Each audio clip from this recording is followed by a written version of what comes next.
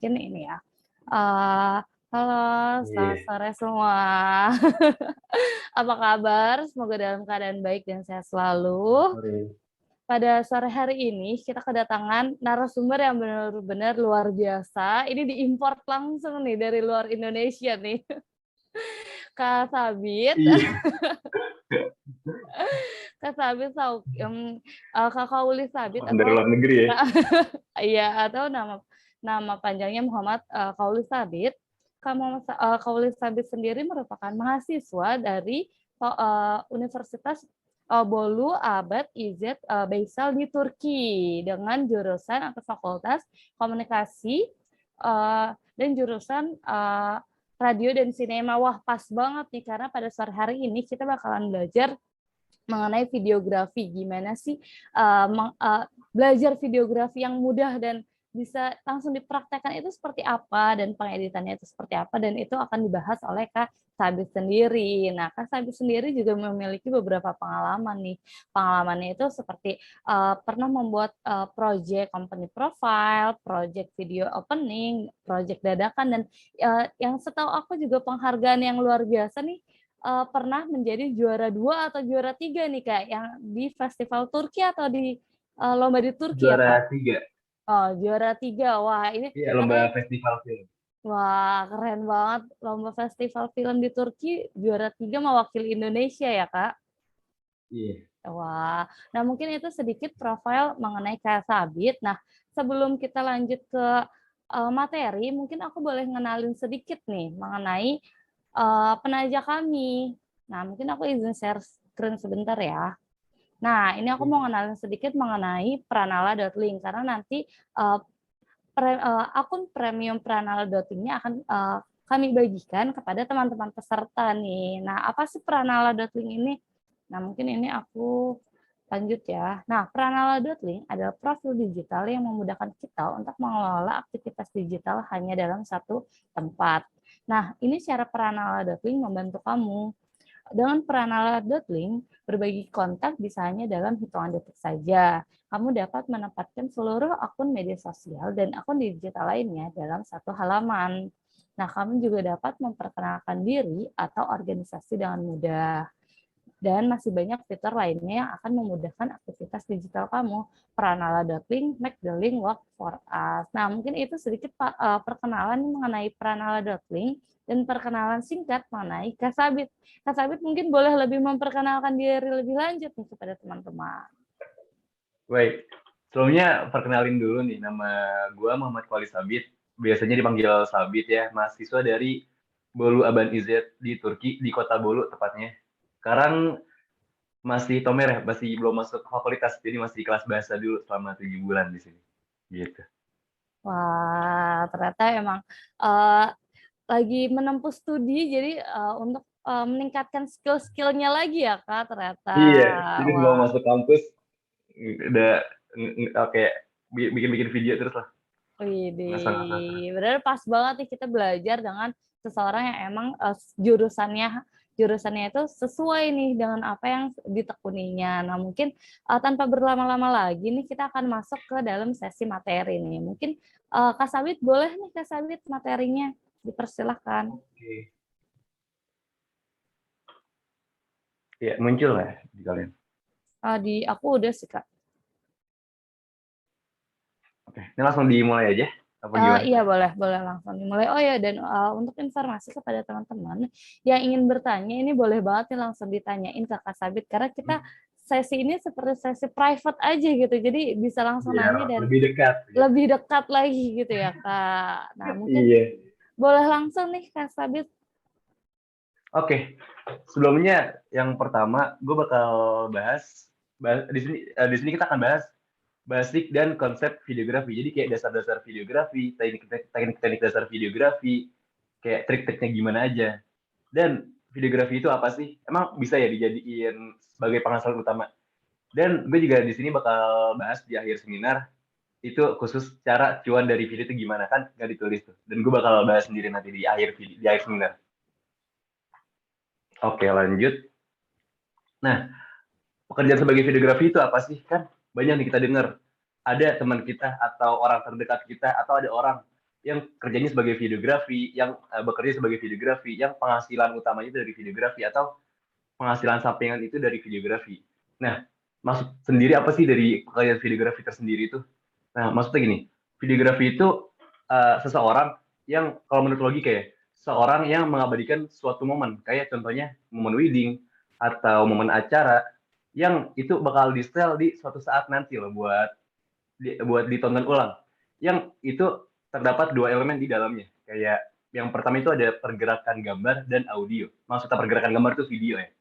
Video dan audio yang dijadikan satu, yang punya tujuan, cerita, atau pesan di dalamnya. Gitu. Jadi bukan sekedar kayak video-video atau sekedar sekedar cuma kayak video-video bunga yang tidak memiliki pesan gitu. Nah, dari videografi sendiri ini banyak banyak yang salah salah tangkap, maksudnya kayak banyak yang ngira videografi dengan sinematografi itu adalah sama, padahal itu berbeda, jelas-jelas berbeda. Kan pernah dengar tuh kita ada orang yang profesinya sebagai sinematografer, pernah nggak ya? Pernah kan? Dan ada videografer, ada sinematografer. Nah, kalau sinematografer itu dia seseorang yang kerjanya lebih ke menciptakan sebuah momen, kayak apa ya? Kayak dia membuat film atau membuat film pendek, dan itu memiliki persiapan yang banyak, yang sangat lengkap lah. Kayak sebelum syuting kita harus bikin naskah dulu, bikin dialog dulu, perlu alat-alat yang banyak, perlu tim yang banyak. Sedangkan kalau videografi itu bisa dilakukan dengan satu orang. Contohnya kayak gue dari dulu, dari awal ngeritis sebagai videografer, itu solo videografi, jadi full satu orang. Kenapa gue lebih lebih milih solo videografi dibanding tim videografi? Karena gue bisa ngeraup semua ketungan itu sendiri, ngerti gak? Dan satu ide gue bisa gue kelola dalam sendiri, tidak banyak orang. Kalau kalau tim ntar ada yang minta kayak gini, ada yang minta kayak gitu, kan pusing lagi ya. Kenapa tuh gue milih sebagai solo videografi? Dan videografi juga nggak terlalu berat persiapannya kayak sinematografi. Videografi itu bisa kayak misalkan kalian pengen hunting pasar nih, atau misalkan hunting hunting jalanan, kalian bisa tuh tinggal langsung keluar, shoot ke rumah, pulang, kasih narasi, kasih video, jadi. Sedangkan kalau sinematografer perlu kayak naskah, perlu buat skrip, pilih-pilih pemain, tokoh, perlu buat adegan, perlu kayak nyari tempat di mana, dan itu akan lebih ribet. Dan pekerjaan sebagai videografer itu punya banyak jenis, nggak satu doang. Jadi nggak kayak di satu tempat doang. Kayak contohnya ada travel videografi. Nah, travel videografi itu kayak misalkan apa ya? Kayak misalkan kayak tempat-tempat pariwisata atau tempat-tempat alam kayak Lombok atau misalkan kemana. Nah, itu bisa disebut sebagai travel videografi. Yang kedua itu ada otomotif. Otomotif itu kayak apa ya? Kayak seorang videografer yang lebih ke tentang mobil yang bagus, mobil klasik, lebih ke itulah. Kayak teman gue punya teman, dia baru masuk ke dunia videografi. Gue suruh dia, lu mau ngambil passion di bagian mana? Travel, otomotif, wedding, apa iklan produk nih? Kata dia ngambil otomotif. Akhirnya gue suruh cari orang yang punya mobil bagus gitu buat di shoot RD gitu, dan akhirnya nemu, diterima, dia masuk ke otomotif videografi. Dan ada juga wedding videografi. Wedding videografi itu uh, yang sering kita lihat di nikah-nikahan gitu, di kondangan-kondangan. Kan kita sering lihat ya, di kondangan-kondangan ada yang baju hitam, kemeja hitam, dia bawa kamera, bawa stabilizer. Nah, itu dia adalah seorang yang kerjanya sebagai wedding videografi. Nah, orang yang masuk ke dunia wedding videografi itu kok ada dua kemungkinan. Di antara dia emang udah fokusnya di wedding videografi, atau dia emang dapat klien pertama tuh wedding gitu. Jadi kan udah punya portofolio wedding, era merembet ke wedding-wedding selanjutnya. Dan yang keempat, yang terakhir itu ada iklan produk. Dan itu menurut gue iklan produk tuh paling gak capek dan paling gak ngeluarin banyak effort tenaga. Karena itu bisa di tempat atau bahkan di dalam satu ruangan juga bisa. Dan tapi iklan produk itu juga memiliki apa ya, kayak peralatan yang banyak lah. Kayak misalnya perlu lighting karena dalam ruangan. Kayak misalkan kalau bisa dilihat kayak di TikTok atau di mana, kan banyak nih yang lagi booming sekarang Scarlett kan, yang lagi banyak iklan Scarlett tuh, di kayak kreator-kreator kecil yang buat iklan Scarlett, dan itu kayak butuh akuarium, butuh air. Pernah ngeliat nggak kayak gitu? Dan kayak dilempar. Nah, jadi sebelum kita masuk ke videografi, misalkan kita mau masuk ke dunia videografi, nah kita tentuin dulu tuh passion kita di mana. Di travel videografi kah, di otomotif kah, di wedding videografi kah, atau di kantor, atau kalau bisa kalian semuanya juga skill kalian misalkan ambil itu juga gak apa-apa, tapi ada satu yang kalian unggulin, kayak Kalau gue kan lebih ke travel videography. Karena apa ya? Mimpi gue tuh dari travel videography gue bisa jalan-jalan gratis plus dibayar gitu. Makanya gue sekarang ngambil ke sini dan target gue tuh bisa kerjasama sama agen travel. Itu travel videography. Kayak kalau kalian bisa lihat tuh kayak siapa ya? Kayak kenal Kiting nggak Kiting? Atau backpacker tampan. Itu dia seorang travel videography. Bisa acara juga. Nah, abis itu kita lanjut ke teknik dasar videografi itu apa aja sih? Ada apa aja? Nah, yang pertama itu teknik dasarnya kita harus maksimalin alat yang kalian punya terlebih dahulu. Nah, maksudnya gimana? Maksudnya maksimalin alat, jangan kita cuma punya HP, tapi kita ngeluh gitu. Wah, gue punya HP doang nih. Nah, itu yang buat kita nggak berkembang, nggak bakal masuk ke dunia videografi. Nah, misalkan kayak dulu gue nggak punya kamera, nggak punya laptop, bukan gue doang, bahkan semua semua para videografer juga gitu. Nggak mungkin dia baru masuk, baru ngerintis, punya alat kamera, punya stabilizer yang mahal, punya laptop yang cukup buat editing, punya drone yang harganya puluhan juta, belasan juta. Nggak mungkin, pasti dia dari awal ngerintis, kayak Alfie yang sekarang udah lumayan terkenal lah ya. Aku ambil satu contoh. Dia juga dulu awalnya uh, kayak nge-shoot video tuh pakai HP, full pakai HP. Aku juga dulu pakai HP tahun 2018. Jadi aku shoot pakai HP, ngedit pakai HP itu HP-nya HP Samsung. Ada di Instagram aku videonya paling bawah tuh ada tentang gunung. Tuh aku bawa HP ke gunung buat ngasih tentang gunung tuh pakai HP, full pakai HP. Dan aku ngedit di komputer tuh minjem punya teman.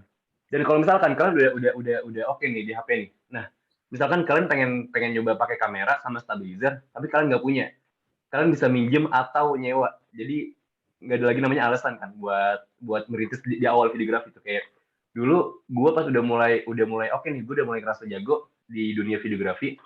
Gue minjem tuh ke teman kamera, itu gue pinjem selama seminggu 2 minggu bahkan sebulan kamera gue pinjem.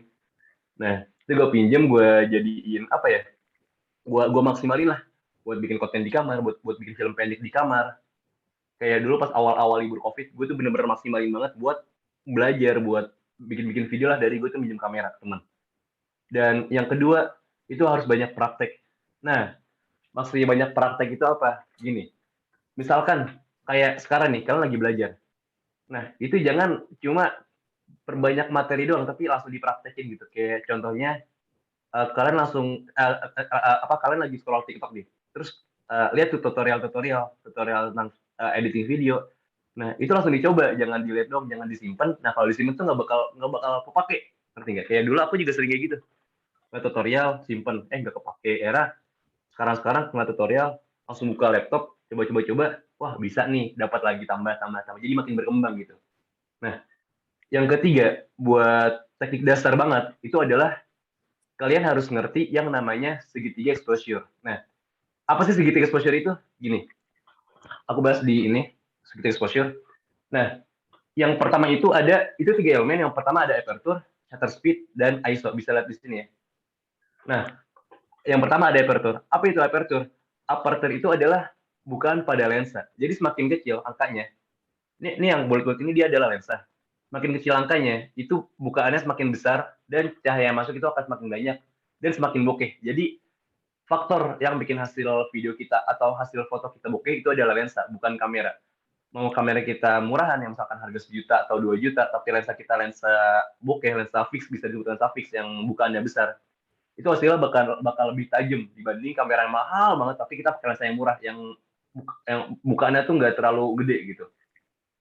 Nah, yang kedua itu ada shutter speed. Shutter speed itu berapa lama kamera kita dalam mengambil gambar. Kayak contoh di sini shutter speed. Di sini 1/1000 itu jepretannya cepet banget, jadi kayak cepret cepret gitu. Nah itu bisa dipakai buat kayak mode-mode sport, dan semakin cepet jepretannya itu semakin gelap karena dia menangkap cahayanya lebih lebih sedikit gitu dibanding 1/2 yang jepretan itu lama. Jadi semakin lama jepretannya itu bakal semakin terang, tapi bisa bisa dan rawan blur juga karena dia menangkap gambarnya itu lama, cepret gitu kayak lama. Pasti kalian pernah lihat, kalau nggak ntar coba aja di rumah ada kamera bisa dicoba. Nah, yang ketiga itu ada ISO. ISO itu apa ya? Dia lebih ke kayak sensitivitas kamera kita dalam mengambil gambar. Contohnya kalau di sini, semakin tinggi ISO itu akan semakin gelap, tapi semakin tajam juga hasil. Dibanding dibanding sama ISO yang lebih tinggi di sini, itu akan semakin terang, tapi semakin ngeblur juga. Semakin ngeblur, semakin apa ya, semakin banyak noise lah. Pasti kalian pernah dengar istilah itu. Nah, gimana cara menghasilkan foto yang atau video yang bagus?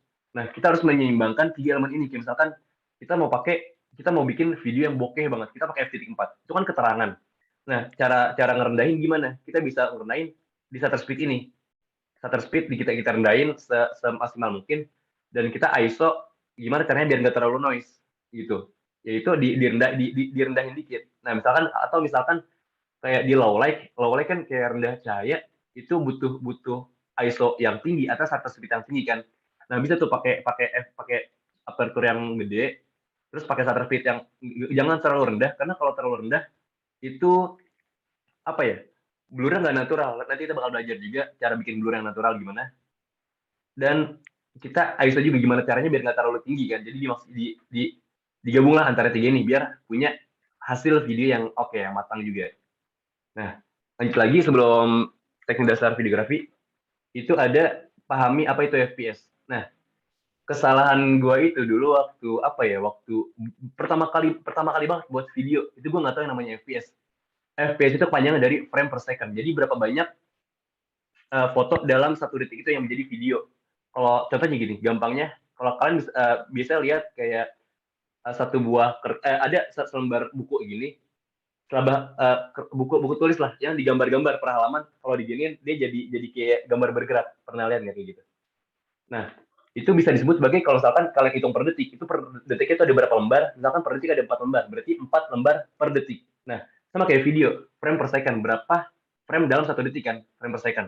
Nah, dulu kesalahan gue waktu itu ngerekam video tuh pakai 24 fps doang di Bandara Soekarno. Gue inget banget buat organisasi buat iklan video organisasi ini kan, organisasi di pondok gue. Nah, itu gue ngerekam pakai 24 fps, tapi gue slow motionnya, gue slow monya ke di bawah 50%, dan itu hasilnya patah-patah, dan itu gue protes. Ini kenapa patah-patah ya? Salah di mana ya? Gue ngeliat video-video lain kayak, wah smooth banget slow monya. Ternyata waktu itu gue salah di atur fps. Nah, kalau misalkan kita mau buat cinematic video itu kayak yang perlu banyak slow mo, itu kalau diusahain di atas 60 fps, minimal 60, 50 bisa, tapi kalau bisa 60 fps. Jadi kalau misalkan kalian mau cari kamera buat video, usahain nyari yang kamera bisa sampai 60 fps gitu. Nah, yang yang kelima itu mau terus belajar. Nah, jangan lupa ATM. Maksudnya ATM itu gini, buat dasar-dasar videografi. ATM itu adalah amati, tiru, modifikasi. Itu yang dulu gue pakai buat belajar videografi. Kayak maksudnya gimana sih? Maksudnya gimana nih amati, tiru, modifikasi? Kayak gue ngeliat video A, wah keren nih. Terus akhirnya gue amati terus. Gue latin transisinya, gue amatin pesannya kayak gimana. Misalkan itu tentang video pasar. Nah, akhirnya besok gue langsung keluar ke pasar, gue syuting video, gue pakai lagu yang sama, gue carikan di MP3 Juice atau pakai Shazam, nama aplikasi buat nyari lagu. Terus gue buat video yang kayak gitu, cuman gue olah sendiri gitu, pakai video gue, pakai cerita gue, pakai pesan yang ingin gue sampaikan gitu. Itu namanya ATM. Jadi jangan takut buat kalian kehabisan ide gitu buat belajar. Kayak gue pengen bikin video, tapi video apa ya? Kan banyak tuh yang kayak gue dengar dari keluhan teman-teman gue yang baru masuk ke videografi. Gue kan pernah ngajar les privat juga waktu gue masih, sebelum gue berangkat, les privat videografi di Depok. Nah, itu keluhan dia tuh kayak dia bingung. Duh, Bang, gue mau bikin video apa ya? Gue mau bikin kayak gimana ya? Gue kasih tahu lu gini. Bikin video kayak gini, lu cari di internet kayak gimana di Instagram. Kalau gue setiap ngeliat video yang bagus di Instagram itu gue jadiin album videografi. Jadi kayak kalau gue pengen hunting keluar nih, misalkan gue pengen ke Istanbul, bikin video di Istanbul, gue bisa lihat di situ yang konsep video kayak gimana nih yang bagus, masa kayak cara alurnya nih. Nah, habis itu gue bisa cari lagu sendiri atau pakai lagu yang sama, tapi itu bukan lagunya dia, bukan lagu no copyright dia. Kan ada lagu yang no copyright yang dia tuh beli di langganan di aplikasi ini kan aplikasi Epidemic Sound kalau nggak salah gitu. Nah, yang keenam, harus bisa menerima kritikan dari penonton. Dan jangan ngerasa sombong alias ngerasa dirinya udah pro. Gue punya banyak banget teman videografer dari berbagai di kota Indonesia, ada dari Sumatera, Sulawesi, Jawa, pokoknya banyak deh. Kalimantan juga ada, dari Medan juga ada, pokoknya banyak banget. Karena gue punya grup. kayak persatuan videografi gitu. Nah, gue sering banget ngamatin dari beberapa mereka, bahkan yang dia followers udah 20 ribuan, 30 ribuan, itu dikritik udah ngerasa kayak bilang gini kayak, apaan sih lu nggak tahu apa-apa, udah ngeritik gue aja, udah ngasih gini-gini aja, udah ngerasa sombong gitu, udah ngerasa diri itu udah paling jago, udah ngerasa dirinya bahwa videonya itu udah oke. Nah, gue aja sampai sekarang itu masih ngerasa gue itu belajar, karena gue jujur gue masih belum bagus banget video gue. Jadi gue masih terus belajar ini. Gue masih harus nemuin karakter gue kayak gimana, karakter video gue kayak gimana. Gue harus nemuin apa ya, kayak gue harus naikin personal branding gue seperti apa gitu kan, biar orang tuh kenal gimana nama gue gitu kan, gimana jasa gue. Nah, yang terakhir itu harus terus berkembang. Jadi maksud harus terus berkembang tuh gini, kalian kan sebagai kerja videografi itu nggak mungkin cuma setahun 2 tahun, pasti kayak bakal terus menerus kan. Nah, itu nggak mungkin kayak tahun pertama, tahun kedua itu skillnya sama, tahun ketiga skillnya sama, tahun keempat skillnya juga sama, nggak mungkin. Pasti kayak bakal satu saat nih, kayak misalkan kita lagi ngedit dan klien tuh butuh yang namanya transisi ini, atau misalkan kita lagi hunting dan kita butuh yang namanya efek ini, dari kita kan nggak tahu tuh, kita cari di YouTube, langsung coba, terus coba-coba terus. Misalkan kalau misalkan kayak kita lagi pengen bikin konten, nah gimana cara jernihin audio, nah kita cari di YouTube, langsung kita coba, ntar nggak lama dari situ kita apal bisa sampai kita akhirnya menguasai satu aplikasi editing gitu.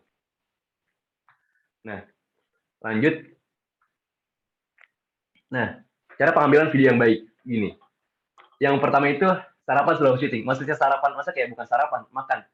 Itu kenapa kita wajib makan sebelum syuting? Karena pengalaman gue dari 4 tahun selama 4 tahun tuh gue kan di Indo, tuh 3 tahun 4 tahun. Itu kalau gue nggak makan sebelum syuting video, itu badan lemes, gemeteran. Jadi kita ngambilnya apa ya? Nggak smooth gitu, karena lemes, terus otak juga nggak refresh buat mikir konsep. Dan gimana ya? Pokoknya nggak enak, bener-bener enak kalau belum makan itu. Kayak lapar. Karena kan kalau syuting video itu kayak perlu banyak gerak, banyak jalan. Kalau kayak travel videografi ya, atau misalkan kayak otomotif, atau misalkan kayak wedding videografi gitu. Atau misalkan kayak hunting-hunting di luar. Nah, yang kedua itu sudah memikirkan konsep video sebelum memulai syuting. Jadi itu yang lebih baik tuh menurut gue, kalian sebelum ke tempat, sebelum ke TKP itu kalian udah punya konsep, udah punya pesan tersendiri, mau bikin video kayak gimana. Kalau bisa kalian udah nemu lagu gitu. Kalau dari gue sendiri, cara gue nemu konsep itu gue harus punya lagunya dulu. Jadi dari lagu itu gue olah, gue pikirin di musik yang detik ini, itu video apa, ini video apa, ini video apa gitu. Jadi udah kebentuk lah. Jadi pas di tempat kita nggak buta, kita nggak kosong otak kita buat mikirin ini pergerakan kita mau shoot apa aja. Karena teman-teman gue setelah gue ajak hunting video, dia pasti bingung. Gue mau syuting kayak gimana ya? Gue nggak tahu nih pengen nge-shoot apa aja. Soalnya saking banyaknya tempat yang bagus buat di syuting. Kayak misalkan kalian ke Jakarta nih kalau di Indo. Nah, kan Jakarta banyak banget tempat-tempat yang bagus ya. Kayak misalkan kayak jembatan JPO yang terkenal, atau misalkan di Bundaran HI, atau misalkan di GBK kan banyak tuh. Nah, jadi sebelum ke Jakarta misalkan, itu kalau udah misalkan kayak nyari video tentang Jakarta, sinematik Jakarta, kalian cari tuh video kayak gimana ya, ini shoot apa aja ya? Wah, orang jalan di shoot, wah orang-orang ini di shoot, wah ada pedagang-pedagang kecil di shoot gitu. Jadi udah punya konsep tersendiri gitu. Nah, yang ketiga, ini yang gue bilang, pakai rumus shutter speed 2 kali dari FPS untuk mendapatkan motion blur yang natural. Nah, yang tadi gue bilang, biar dapat motion blur yang natural tuh pakai 2 kali FPS dari shutter speed 2 kali dari FPS 2 kali shutter speed gitu. Ngerti nggak? Kan banyak kita pernah dengar ya. Maksudnya gimana sih shutter speed 2 kali dari FPS? Maksudnya gini, misalkan kita pakai FPS 60. Nah, 2 kali dari FPS 60, 2 kali dari 60 adalah 120. Berarti kita pakai shutter speed 1 per 120. Karena nggak ada 1 per 120, ada 1 per 124. Jadi kita pakai yang 1 per 124. Kita balik ini. Nah, 1 per 124 ada di sini. 1 per 25, sorry. Jadi kita pakainya, misalkan kita pakai FPS 60, 2 kali kan 120, yang mendekati 1 per 125. Kita pakai yang ini, biar dapat motion blur yang natural. Biar kayak asli lah. Kalau misalkan kita pakai contoh lagi, misalkan kita pakai FPS 24. Nah, berarti kita pakai 24 kali 2 kan 48. Mendekati 50. Kita pakai 1 per 50. Harus ada 1 per 50. Kalau nggak 1 per 60. Pokoknya mendekati gitu. Itu biar dapat motion blur yang natural. Itu udah wajib banget sebelum syuting video. Nah, misalkan kita pakai 1/160 dan 1/120, 1/125, dan kita pakai FPS 60, sedangkan kita pakai f1.4 yang itu tuh bikin terang banget, bikin bokeh siang-siang di luar. Nah, apa yang kita perlu? Nggak mungkin kita kayak maksimalin ISO itu juga udah masih keterangan. Nah, itu perlu bantuan alat yang namanya ND filter. Gua belum masukin di sini ND filter. Jadi itu kayak alat kayak kalau di kita itu kayak kacamata hitam kalau di mata, tapi itu dipakai buat di lensa kacamata hitamnya. Jadi kayak membantu buat nggak terlalu over keterangannya gitu. Lanjut, sorry kelewatan. Nah, yang keempat itu kalau misalkan kalian rekam menggunakan kamera profesional atau kamera, kalian usahakan rekamnya menggunakan flat color. Maksudnya flat color kayak gimana? Kalian pasti pernah lihat atau misalkan ada yang belum pernah lihat itu nanti ada di slide ini gue bakal tunjukin kayak gimana flat color. Itu warna video yang hasilnya benar-benar flat gitu, cuma ada warna uh, abu-abu doang, lebih ke flat lah. Nah, kenapa pakai flat color? Gue saranin soalnya biar kalian tuh dapat apa ya? Dapat warna yang lebih luas lah. Ntar kita bakal praktek di akhir cara ngeditnya. Nah, yang terakhir yang paling penting, tahu sopan santun dan kalau bisa izin kalau mau syuting tempat-tempat yang memerlukan izin. Contohnya gini, misalkan kalian di tempat, misalkan lagi di acara wedding, wedding misalkan wedding kakak kalian ya, atau wedding orang yang nggak dikenal. Dan kalian mau syuting di situ, pengen buat portofolio lah. Nah, usahakan kalian izin dulu dan jangan sampai mengganggu peserta yang lain. Contoh gini, gue kemarin di Kota Sakarya itu ada acara mahasiswa Indonesia tentang kayak apa ya? Kayak pameran adat Indonesia, pameran pokoknya budaya Indonesia itu dipamerin di kampus Sakarya Turki. Itu nonton orang-orang Turki. Nah, yang gue kesel itu banyak banget anak-anak mahasiswa Indonesia yang dia itu bukan videografer resminya, tapi kayak dia keliling-keliling ke tempat-tempat sampai dia ngalang-ngalangin penonton. Itu yang gue kayak, duh ini kayak memalukan banget lah, kayak sampai naik-naik panggung. Bahkan itu bukan videografer resminya, ada yang pakai HP kayak nggak, makan ya. Kalau videografer resmi dia pakai baju panitia, jadi gue bisa ngeliat kan ada bapak-bapak juga yang cuma pakai apa gitu, dia bahkan sampai sampai ngalangin gue yang bukan videografer resmi. Itu gue cuma ngerekam di tempat, udah di tempat doang pakai pakai kamera gue seadanya lah. Gue nggak berani jalan-jalan nutupin peserta lain soalnya itu mengganggu banget. Kayak orang tuh kayak bakal risih lah, nggak kita keren, bakal apaan sih nih kayak nutupin gitu. Itu yang gue khawatirin dari para videografer sekarang gitu. Jadi kayak lupa adab lah, contohnya kayak gitu. Nah, lanjut, yaitu adalah komposisi dalam video. Nah, komposisi dalam video itu ada banyak banget. Yang pertama yang lu wajib pahami itu adalah rule of third. Kita bisa lihat di sini. Itu ada rule of third. Ini yang dimaksud rule of third. Jadi ada 4 garis di kamera kalian, di kamera HP kalian pasti juga ada gitu. Nah, yang pertama kita bisa bahas yaitu adalah extreme wide shot. Nah, bisa lihat di sini itu dia lebih, nah gunanya apa? Kalau XOS ini itu lebih kayak kita pengen nunjukin latar tempat kita loh. Kayak misalkan kita lagi di Jakarta nih.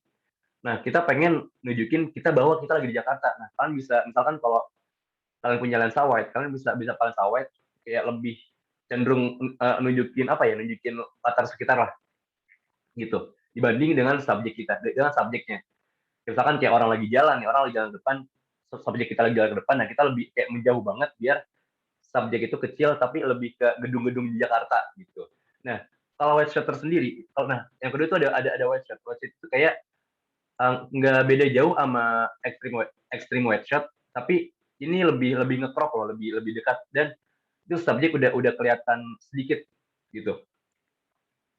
Nah, biasanya juga sama buat tunjukin latar tempat, tapi yang nggak terlalu ekstra buat nunjukin latar tempat, pengen subjek juga pengen kelihatan jelas gitu. Nah, yang ketiga itu ada medium wide shot. Nah, medium wide shot ini buat apa, gunanya buat apa aja. Nah, di sini itu subjeknya udah mulai terlihat dengan jelas dan subjek ditempatkan secara menyeluruh dengan adanya jarak di atas dan di bawah subjek. Jadi maksudnya gini, medium wide shot itu sekitar kayak subjeknya udah kelihatan dari ujung kaki sampai kepala. Itu udah mulai kelihatan jelas, dan biasanya itu buat kayak nunjukin apa ya, subjeknya lagi ngapain atau mau ngapain, kayak lebih buat nyampein pesan itulah. kayak pengen ngapain loh, pengen ada apa gitu, kayak misalkan kayak lagi jalan atau apa. Nah, yang keempat itu ada medium shot. Medium shot itu kayak dia lebih memperlihatkan bagian pinggang sampai ke kepala. Biasanya kayak dipakai medium shot ini dipakai buat kayak wawancara atau misalkan kayak ada dialog dua orang itu buat lebih kayak nunjukin ekspresi atau apa ya, emosi emosi lah, buat nyampein emosi subjek ke penonton gitu. Nah, lanjut yang kelima itu ada medium close up. Bentar nih, ini dulu. Nah, ada medium close up. Nah, medium close up ini biasanya memperlihatkan wajah subjek mulai dari dada sampai kepala. Jadi sekitar, ini bisa lihat sini, dari sampai kepala, tapi ini kepotong ya. Nah, itu juga biasa dipakai buat kayak apa ya, kayak wawancara juga bisa.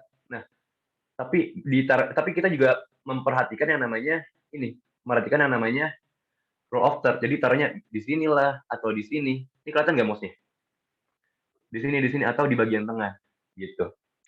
Nah, yang terakhir itu ada close up. Itu yang jarak kamera itu sangat dekat, atau misalkan kita pakai kamera yang kamera tele, lensa tele yang apa ya? Yang pokoknya jaraknya jauh, itu dekat banget sekitar segini semuka. Itu buat nunjukin kayak ekspresi subjek kita lah kayak seperti apa gitu. Digunakan untuk di sini. Tipe ini bisa digunakan untuk menekan emosi subjek dengan mengambil hanya bagian kepala saja supaya penonton bisa lebih ikut merasakan emosi yang ingin disampaikan. Kayak misalkan kalau di scene film tuh kayak orang lagi marah atau orang lagi lari biar kayak kelihatan tegangnya gitu sambil di kayak kamera handheld gitu kayak agak-agak glitter gitu.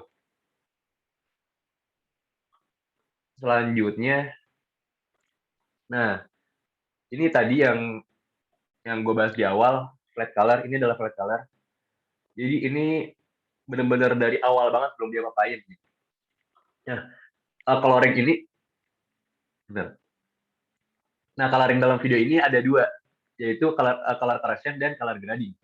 Nah, apa sih color correction? Kan kita sering dengar nih, color correction itu apa sih, color grading itu apa sih? Nah, color correction itu biasanya digunakan, biasanya rata-rata 90% editor itu melakukan color correction sebelum color grading. Jadi color correction itu kayak untuk pengoreksian warna lah, buat senatural mungkin, buat jadi senatural mungkin.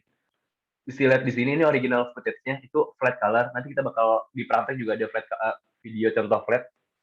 Nah, ini yang udah di color correction, yang udah dinaturalin warnanya. Jadi kayak senatural mungkin lah yang kita lihat. Ya kita lihat sekarang depan kita ada layar. Nah, warnanya kayak gitu. Misalnya kayak gini. Nah, yang ini itu udah di color grading. Jadi color grading itu udah finishing. Jadi dilakukan setelah color correction. Nah, tapi ada beberapa juga yang melakukan kayak kayak color grading dulu baru color correction. Jadi kayak kita tuh color grading dulu, atau misalkan kayak kalau kalian punya loot video kayak yang dari YouTube, itu bisa color grading dulu baru color correction gitu. Nah, lanjut, rekomendasi aplikasi untuk editing nih, kan banyak.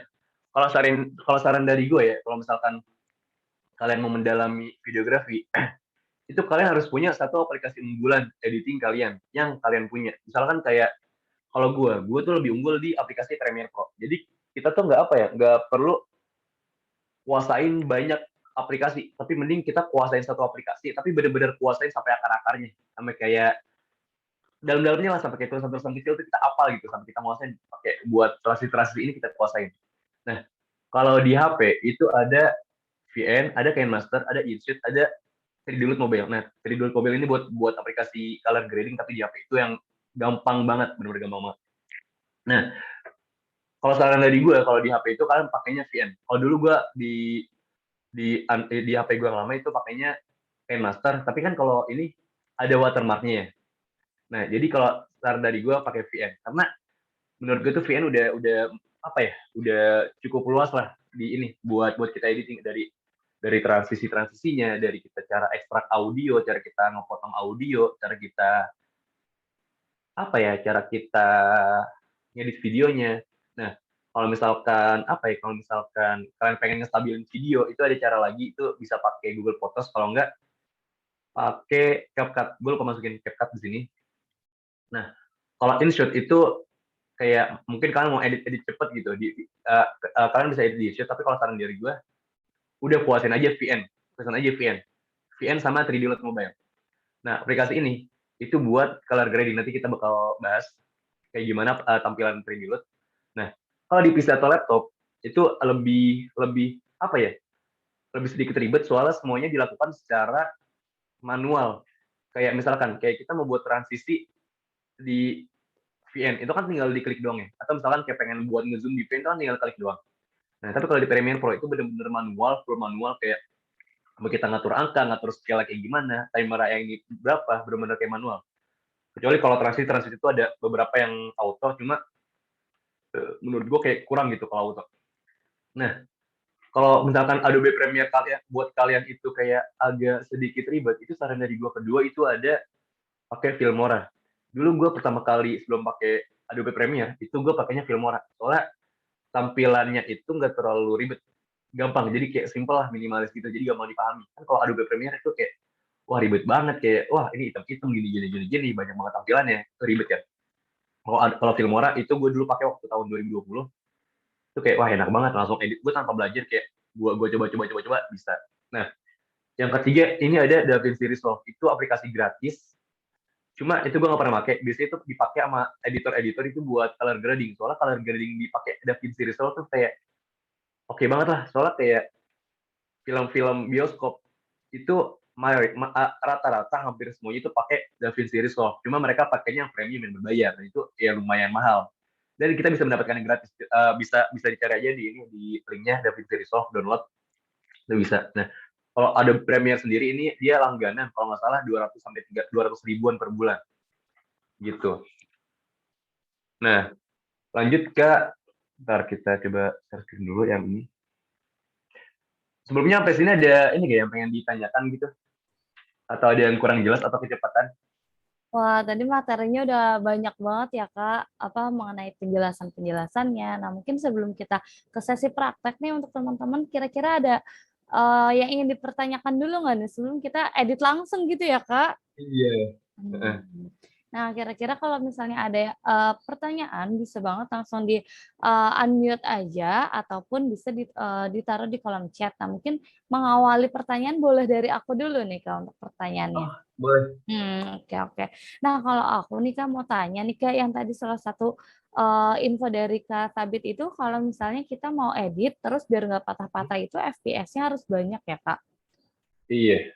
Nah, Iya. kalau misalnya, videonya nih, kita videonya itu misalkan bentuknya dari, download dari YouTube atau download dari Instagram mungkin. Nah, tapi kita mau edit nih, Kak, kan kita nggak tahu nih, FPS-nya berapa. Nah, itu kalau diedit tetap patah-patah, kira-kira ada tips untuk mengakalinya nggak sih, Kak? Ada banget. Biasanya tips ini tuh dipakai buat para videographer yang misalkan dia udah syuting tapi lupa ngatur FPS. Hmm. Itu nggak banyak kan kayak gitu. Itu ada di aplikasi Premiere Pro, kita bisa pakai optical flow. Tapi aku mau tahu dong ini rata-rata ngedit pada pakai apa biar bisa tahu juga. Nah, mungkin kita, sambil kenalan ya, Kak, biar lebih dekat Sambil gitu, kenalan. Kak. Nah, mungkin, teman-teman nih boleh dimulai dari Kak Faisal mungkin. Halo, Kak Faisal. Halo. Halo, Kak. Nah, gimana nih, Kak, kira-kira nih, Kak, kalau Kak Faisal kalau edit video biasanya seperti apa nih, Kak? Uh, Sebelumnya perkenalkan nama saya Faisal Afif. Saya biasanya kalau edit video ya sama ya, mungkin sama kayak Mas Sabit pakai Premiere Pro juga. Dan ya selama ini juga sudah belajar edit gitu ya di YouTube dan lain-lain. Sudah belajar dengan sendirinya gitulah istilahnya. Pakai Premiere Pro berarti ya. Iya betul. Jadi enak nih ngasih ininya. Kalau lanjut, siapa selanjutnya? Oke deh, terima kasih Kak Faisal udah mau berbagi nih. Selanjutnya Oke. mungkin Kak Denasti. Halo Kak Denasti, boleh kenalan dulu nggak nih, Kak?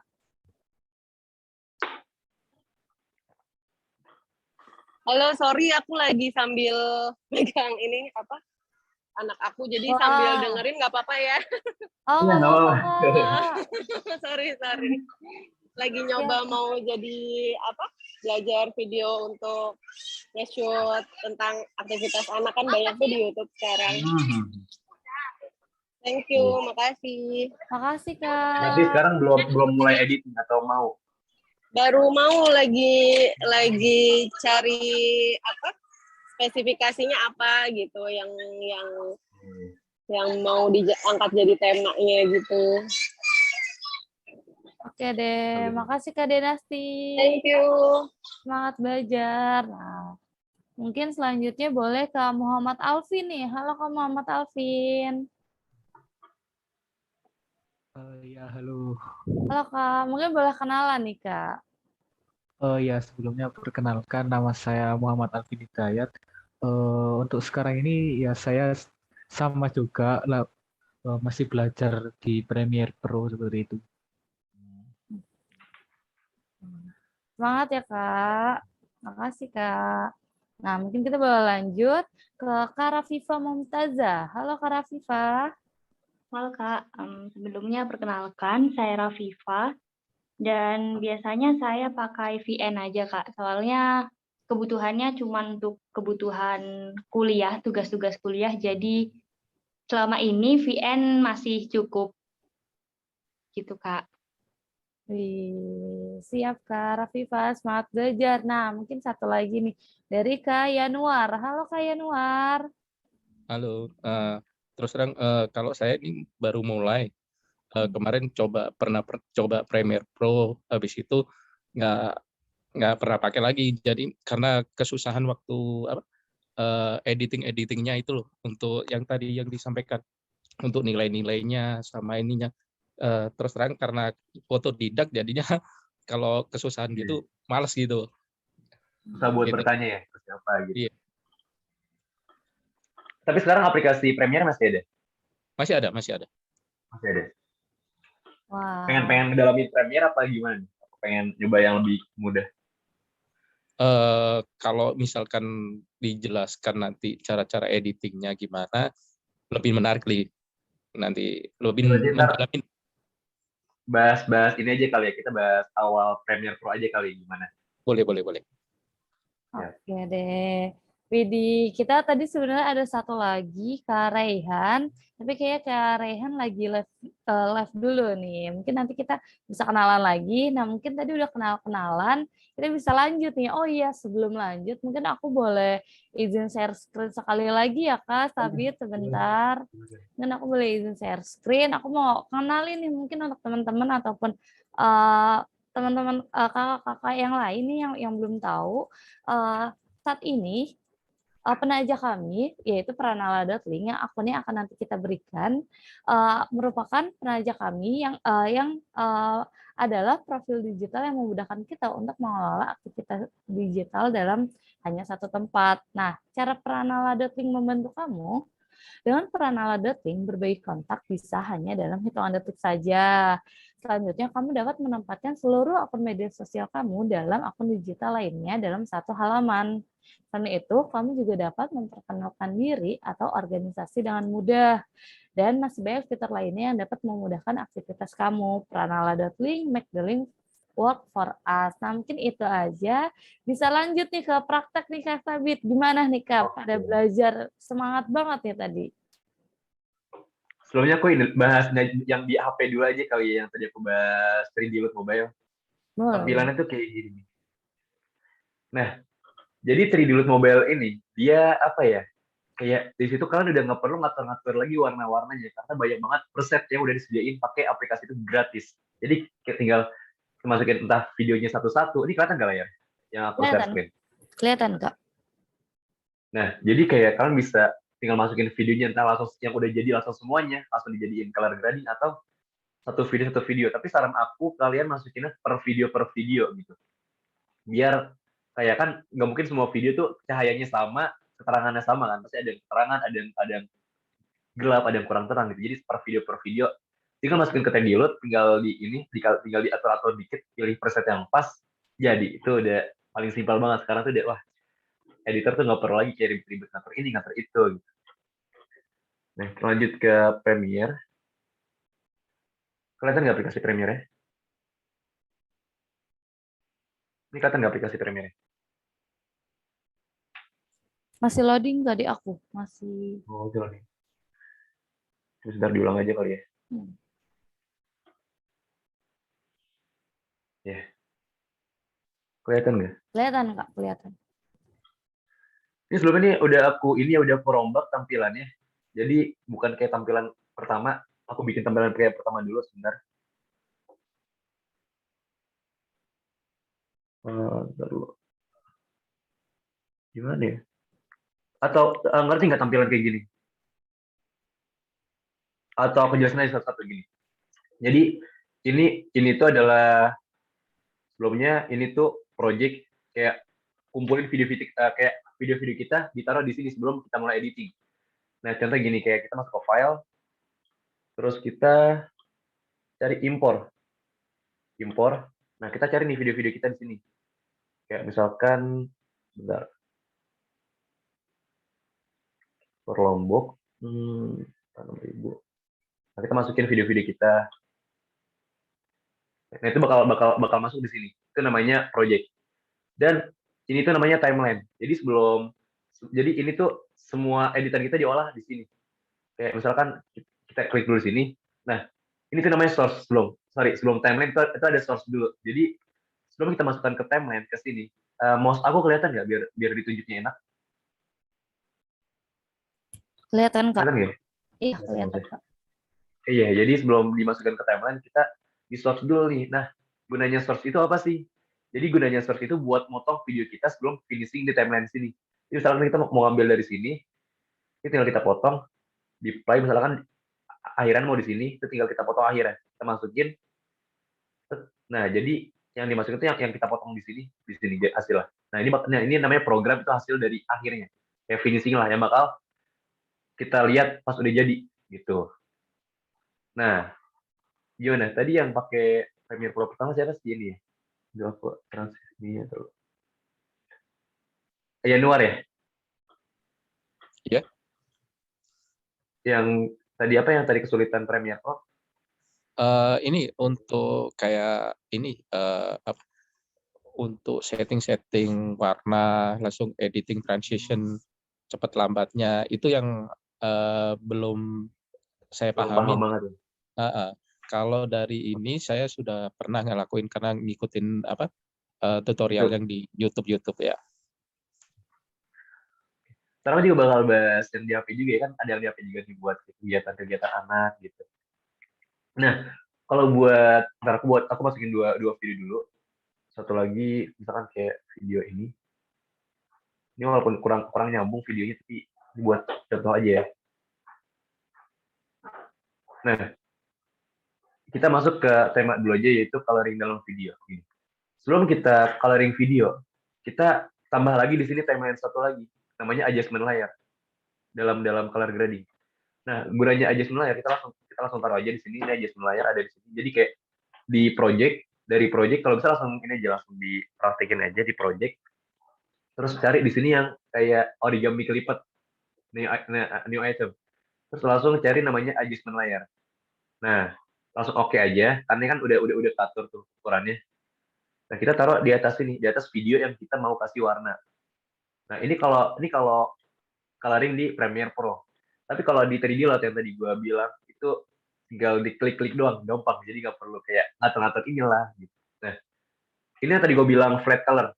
Jadi dia masih flat, masih belum warna natural, masih kayak warna abu-abu gini.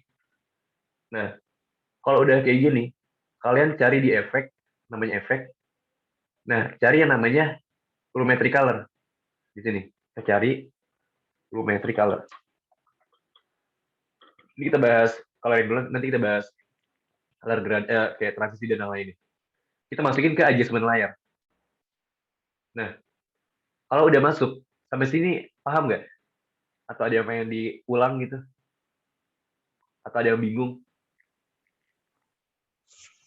Kak, mau nanya, untuk fungsinya adjustment layer ini untuk editing atau biar transisinya atau gimana ya? Ini buat editing aja, kayak misalkan di atas video itu ada lapisan lagi. Jadi misalkan kalau kita pengen ngilangin apa ya, pengen ngilangin color grading, tinggal dihilangin aja adjustment layer, nggak perlu ngilangin videonya gitu.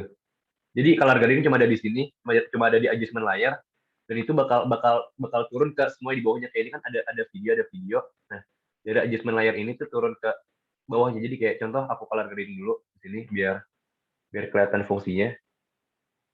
Aku taruh di ini ntar kita belajar dari awal. Nah, ini kan gelap nih. Udah mulai gelap nih. Nah, kalau aku hilangin adjustment layer ya, dia bakal balik seperti semula. Contoh kayak ini, aku ini aja, aku kelihatan ini nggak bedanya nih? Kurang ya? Aku ini aja, aku gelap ini. Bener-bener gelap banget. Kalau aku terangin, nah, ini terang nih. Ini kan udah over banget. Ini gunanya adjustment layer, jadi dia warnanya tuh bukan di video, tapi di lapisan adjustment layer. Jadi kalau misalkan kita pengen ngilangin videonya, itu bisa tinggal dihilangin aja adjustment layer ya, dan dia bakal hilang gitu. Jadi kayak buat pelindung aja lah, biar gak nyatu sama video. Kan kalau dia nyatu sama video, buat ngereset lagi kan susah ya. Sedangkan kalau kita pakai adjustment layer, itu kalau kita pengen ngereset color grading itu tinggal dihilangin aja, atau tinggal di delete aja gitu. Bisa juga langsung ditaruh di ini chromatic color, bisa juga langsung ditaruh di video. Cuma kalau saran dari gua, kan kalau di video, misalnya kita taruh di video nih, nah kita taruh di video, terus kita color grading nih, kita color grading bla bla bla bla dan lain-lain.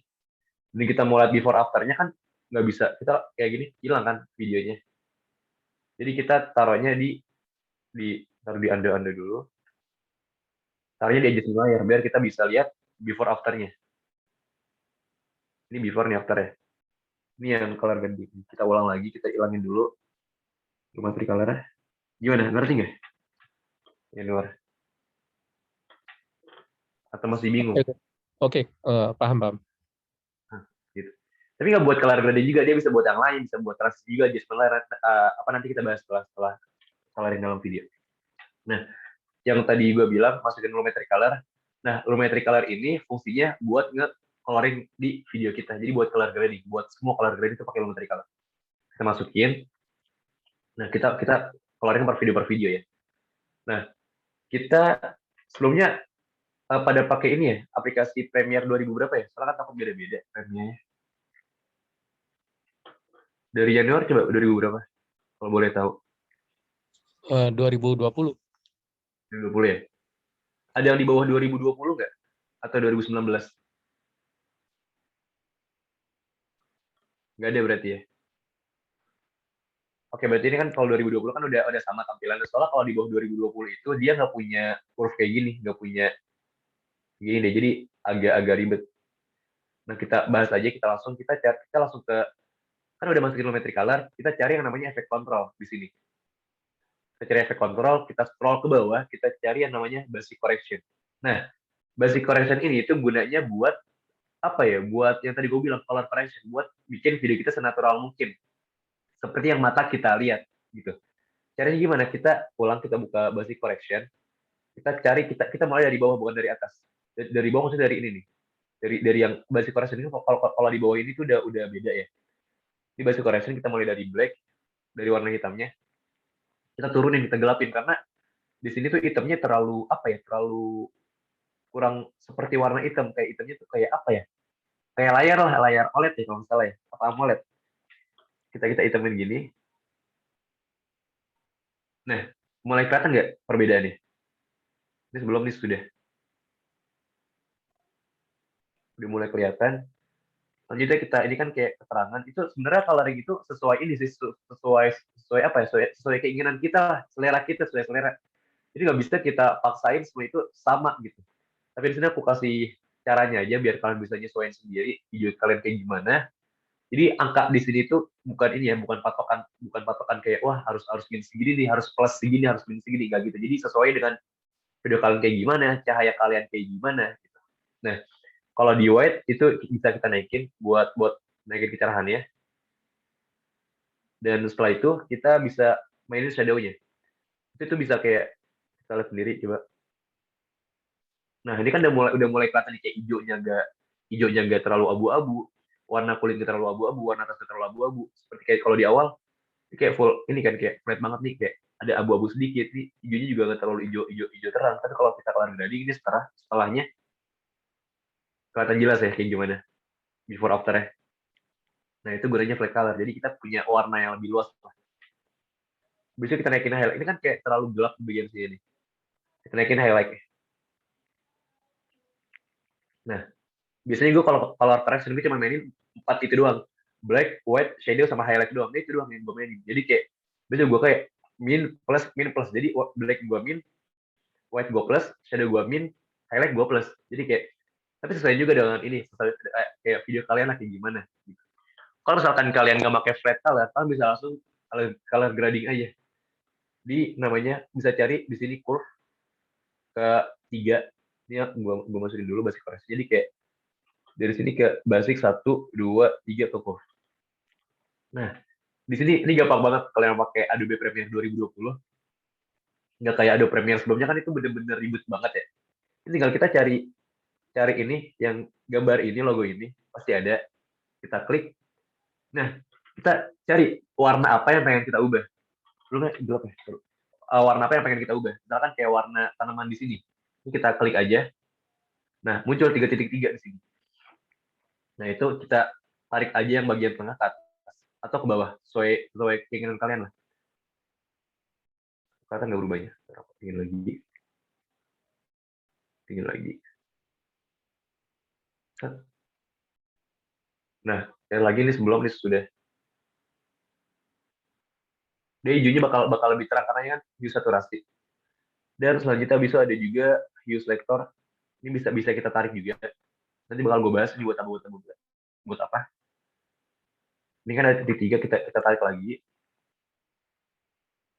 Kelihatan nggak ya? Ini beda. Nah, ini kan berubah nih warnanya nih.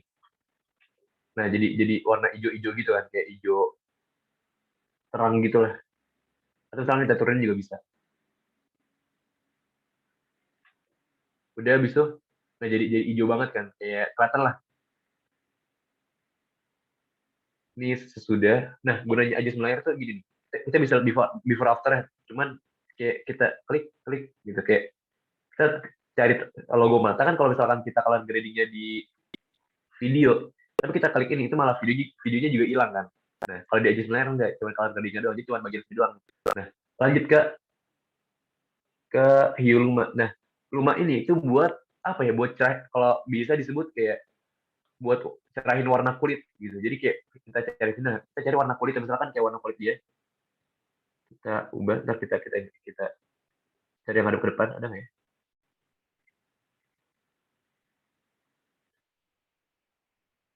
Gini aja. Nah, ini kelihatan warna kulitnya. Kita ulang. Blur. Kelihatan warna kulitnya. Ini agak nge-lag ya. Saya agak berat juga kalau color grading di laptop.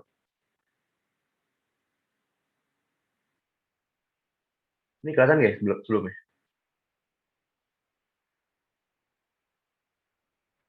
Nah, kita ulang. Jadi cari yang hue luma. Sorry. Nah, kita cari warna kulit. Nah, udah nemu nih di sini. Titik 3 tengahnya berarti di sini kan. 1, 2, 3. Kita naikin. Jangan terlalu tinggi. Nah, ini udah mulai kelihatan cerah. Kurang kelihatan tapi bedanya. Nah, ini agak kelihatan kayaknya. Jadi sebelum sudah kelihatan kan kayak kulitnya lebih cerah, hijaunya lebih hijau, atau bahkan tasnya lebih merah. Jadi kayak lebih nggak flat color lah. Nah, ini namanya color grading yang tadi yang buat kayak ganti warna hijaunya jadi warna apa, atau tasnya jadi warna apa. Nah, yang tadi di basic correction itu namanya color correction sebelum kita lakukan color grading. Gitu. Gimana? Ada yang mau ditanyain nggak?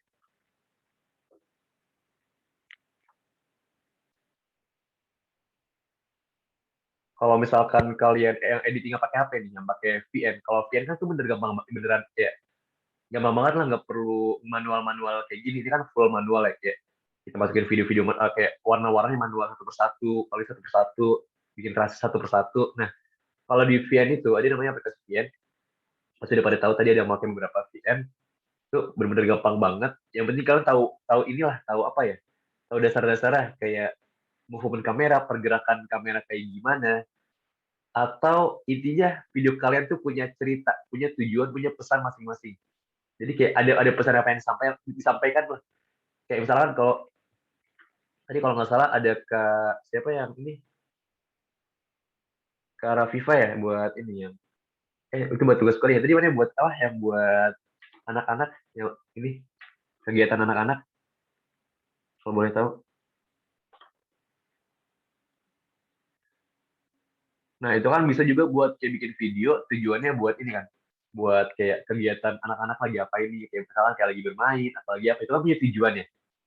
Kita lagi videoin, kayak misalkan kayak lagi bermain bola, atau lagi main di rumah, itu punya tujuan, itu punya pesan, punya tujuan. Tujuannya ya itu, anak-anak lagi ya, memberi informasi bahwa anak-anak lagi bermain. Gitu.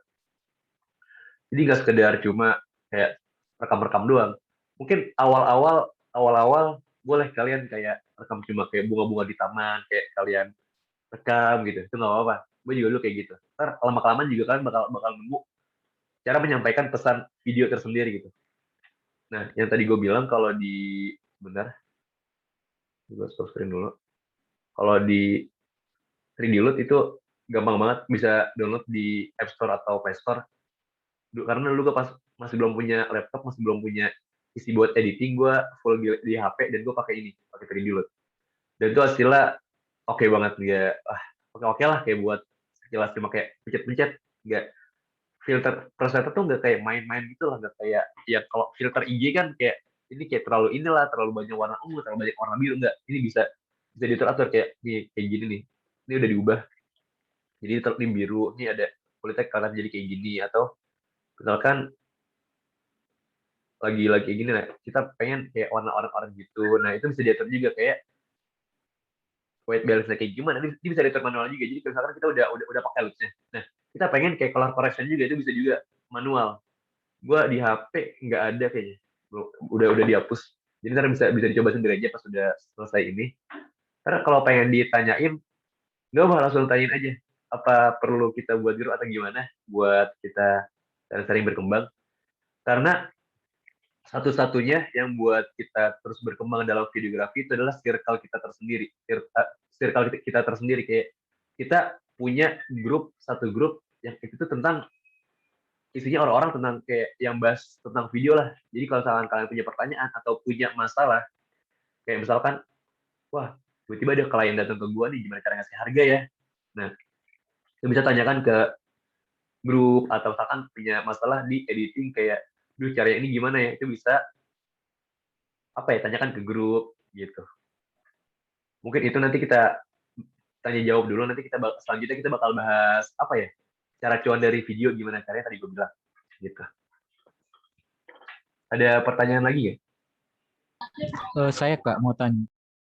Yeah. Untuk yang 3D Loot ini kan setahu saya itu kan kayak buat color grading sama color correction kita itu apa sih presetnya itu bisa ngasilin preset nggak Kak? Maksudnya kayak nanti buat diimport ke Premiere Pro-nya gitu. Oh, kalau itu kayaknya bisa. Soalnya teman gue pernah kayaknya impor dari 3D Loot, cuma gue belum pernah nyoba, jadi belum tahu caranya gimana. Gitu. Jadi kalau buat pindah ke Premiere belum tahu gimana. Tapi kayaknya kalau buat loot di Premiere tuh banyak banget. Kalian bisa cari di YouTube.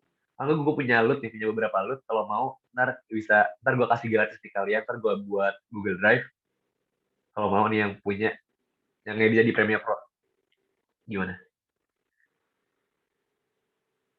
Boleh. Mantap. Ada pertanyaan lagi ya? Nih, santai-santai aja kita. Open mic semua juga nggak apa-apa kita tanya-tanya. Untuk editing color sama yang tadi itu Kak, itu ada pakemnya nggak? Maksudnya? Ada standar-standar tertentu nggak? Atau sesuai selera kita? Sesuai selera kita. Jadi kalau hijaunya pengen hijau banget nih, kayak misalkan kita lihat videonya. Kenal Ahmad Tito nggak, Bang? Enggak. Enggak ya? Ya, ada orang yang karakter videonya tuh kayak, dia tuh alam-alam banget ya. Hijaunya bener-bener hijau tua banget. Warna airnya bener-bener kayak, kayak video-video alam gitu, hijaunya hijau tua banget. Tapi pokoknya sesuai selera tapi nggak terlalu over, nggak terlalu kayak, intinya masih enak dilihat lah. Soalnya gini, color grade di dalam video itu satu cara buat penonton jadi kebawa dalam suasana video kita. Kayak misalkan kayak lagi sedih nih, lagi sedih, kita bisa pakai, misalkan lagi suasana sedih, kita bisa pakai kayak warna kayak sedikit sedikit sedikit dingin kayak warna biru gitu, atau misalkan kayak lagi apa ya, kayak lagi kondisi panas atau lagi marah-marah, itu bisa kayak kita warmin, kita agak sedikit orangein gitu. Atau misalkan kayak lagi di alam-alam yang itu adem, kita bisa kayak sedikit sedikit warm, sedikit biruin lah gitu. Jadi warna video itu bisa membuat apa ya, membawa suasana lah, membawa suasana, memberi vibes yang lebih dalam buat yang nonton gitu. Gitu. Paham nggak? Oke. Kecepatan. Sebelumnya ada yang mau nanya lagi, biar langsung dibahas. Nah, VN atau tentang 3D dulu. Nanya lagi dong. Boleh. Untuk yang import loop ke Premiere Pro itu yang di bagian basic tadi ya Kak? Atau ada lagi? Iya, di bagian basic. Ini aku ulang, aku kasih tutorial aja lah. Aku kasih tunjukin langsung praktek aja kali ya cara import loop di Premiere. Cara import kan ya, cara masukin loop ke Premiere. Iya. Atau gimana? Gini, kita tadi masuk ke efek control, yang tadi kita udah masukin lumetri color, itu kita bisa masuk di kreatif. Kalian secara namanya kreatif. Nah, di kreatif ini, kalian cari yang ini, yang look. Nah, dari situ kita cari tuh look kita. Misalkan kayak di sini gue pakai look. Salah, bukan footage. Bentar. Dari banyak loot, ntar gue kasih gratis, gue buat ke drive. Oke, nah gitu. Nah ini kan lootnya udah masuk nih. Nah udah masuk kan lootnya kan, kayak lebih oke gitu kalau pakai loot kan. Nah misalkan kayak loot yang kalian pakai itu kayak terlalu berlebihan. Kayak ini kan kuningnya terlalu berlebihan, terlalu berlebihan. Nah itu bisa dikurangin, kayak di intensitinya dikurangin, kayak jadi 70 atau 50 menjadi 50, jadi kayak nggak terlalu over lah gitu. Kalau lihat before over deh, kayak beda banget yang kelihatannya, kayak lebih enak dilihat lah. Kalau kayak gini kan orang nonton, nih kita lihat, kalau kayak gini orang nonton kayak ini kayak biasa banget hasilnya, kayak flat gitu kan. Tapi kalau orang lihat kayak gini, yang orang nonton tuh kayak wah, kayak lebih nunjukin tuh ini alamnya, wah lagi di alam nih, wah kayak lebih menyatu lah nontonnya, yang lebih orang tuh lebih nyaman nonton gitu. Paham nggak? Atau masih bingung? Paham. Soalnya kan kemarin sempat baru belajar color grading gitu ya. Katanya itu ada preset buat color correction, terus ada preset sendiri buat color grading gitu. Berarti yang color correctionnya itu di basic correction, terus kalau yang preset yang color gradingnya itu berarti yang di kreatif gitu ya. Iya, di kreatif. Sebenarnya bisa, bukan di kreatif, di apa ya? Di mana ya?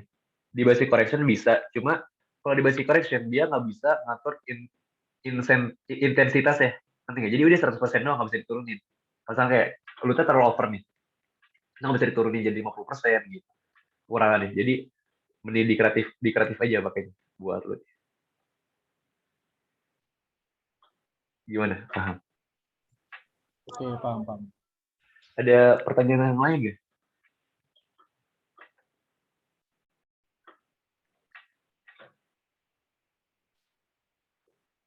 Atau mau langsung bahas secara cuan dari video nih, bahas nih singkat aja, intinya aja. Ini nggak pakai ini ya, nggak pakai. Oh iya boleh. Ya, siapa dulu nih? Tadi ada yang ngomong juga. Ya Kak Rafifah. Oke. Tadi kan sudah membahas tentang ISO dan segitiga exposure lainnya. Nah, kalau misalnya kita shoot-nya melalui HP, itu kan tidak ada pengaturan untuk terkadang ya Kak, tidak ada pengaturan untuk segitiga exposure itu. Nah, apakah ada tips dari Kakak untuk menangani itu? Ada banyak tips rekam pakai HP nih. Jadi yang tadi dibilang, yang tadi ditanya kan di HP itu nggak ada expose, nggak ada aperture, nggak ada ngatur-ngatur ini di mayoritas HP ya. Nah, itu bisa kita atur biar apa ya? Biar hasilnya itu warnanya nggak berubah-ubah, cahayanya nggak berubah-ubah. Tips yang pertama gini, sebelum kalian syuting pakai HP, rekam menggunakan HP, itu usahain lensa kamera kita itu dibersihin dulu. Soalnya kan rata-rata, bahkan temen gue, dia HP-nya iPhone 12, itu dia ngerekam kok hasilnya nggak jernih. Itu dia udah jalan-jalan ke Istanbul kemana-mana, dia kan cuma di sini kayak main-main doang, terus pulang. Dia nanya, kok ngeblur hasilnya, dan ternyata itu lensanya kotor. Jadi lensa kotor itu kayak udah pernah kepegang jari lah, pegang jari.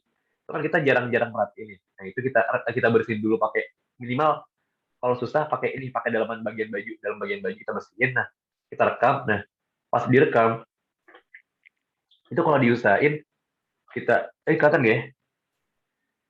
Kelihatan gak? Nggak usah di-share soalnya. Itu sebelum kita rekam kita tekan lama buat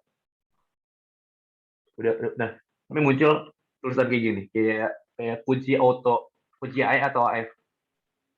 Nah itu gunanya apa? Itu gunanya biar cahayanya nggak berubah-ubah.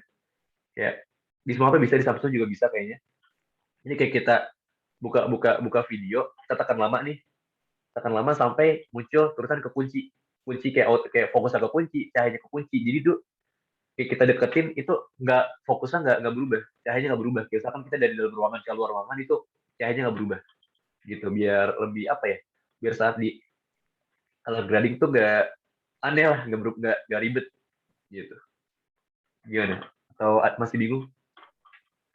Oke Kak, paham. Wah, ternyata benar Kak, ini tadi aku coba caranya Kak Sabit yang ditekan lama, ternyata benar ada tulisannya fokus dan pencahayaan terkunci. Wah, ternyata bisa ya Iya. Kak. Di handphone juga bisa ya Kak untuk Iya. biar fokus gitu satu warna aja gitu ya Kak. Iya, jadi nggak berubah-ubah. Setelah aku pernah pengalaman kayak gitu, lagi syuting pakai HP, ternyata pas lagi di edit, ini lagi tiba-tiba lagi gelap keterang. Kan satu video kalau lagi gelap keterang buat dibikin di color grading itu susah ya, kayak harus satu-satu per potong gitu, kayak ribet gitu.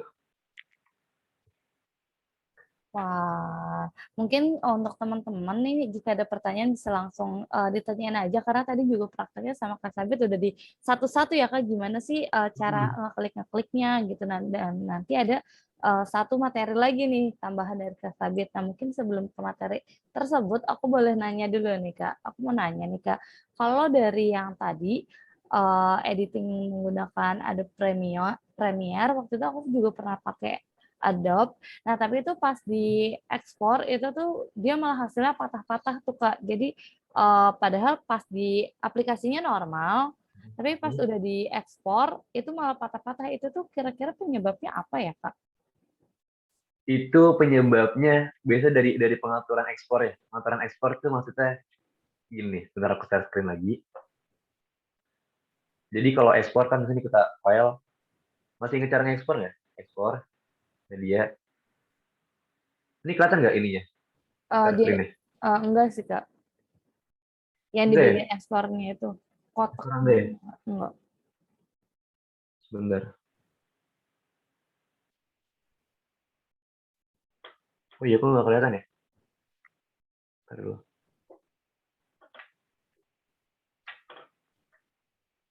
Malah atas founding, sebentar. Ini emang perlu lah. Kelihatan nggak? Kelihatan. Kelihatan ya? Ini emang problem kadang-kadang Premiere suka not responding.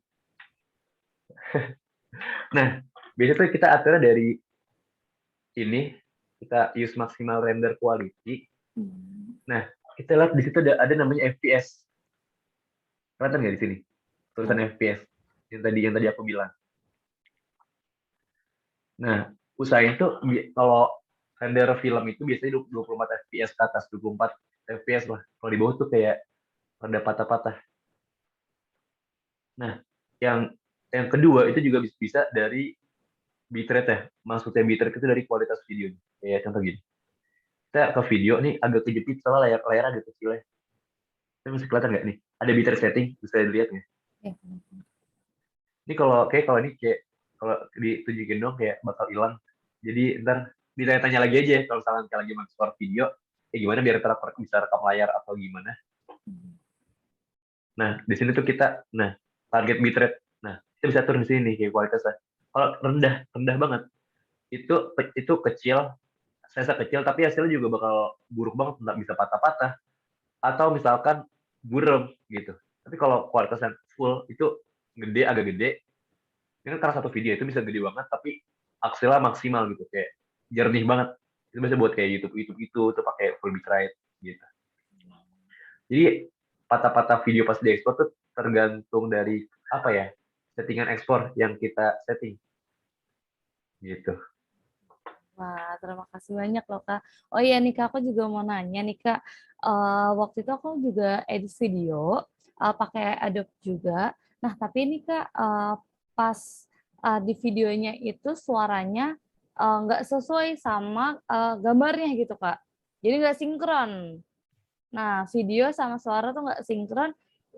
Kalau misal kalau dari kata temanku yang biasa edit-edit juga katanya itu emang dari videonya, jadi nggak bisa diapa-apain. Apakah itu betul, Kak? Atau ada solusinya nih, Kak, kalau suara sama gambarnya itu nggak sinkron?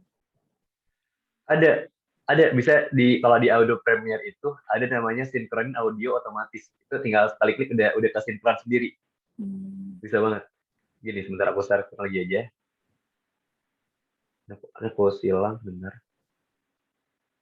Aku pakai ini ya, pakai video TikTok aku aja yang itu kan rekaman pakai 2 audio. Maksudnya kayak nynkronin audio gitu kan sama gambarnya, sama biar sesuai mulut yang kita ngomongin. Iya, Gitu kan. betul. Iya, betul, Kak.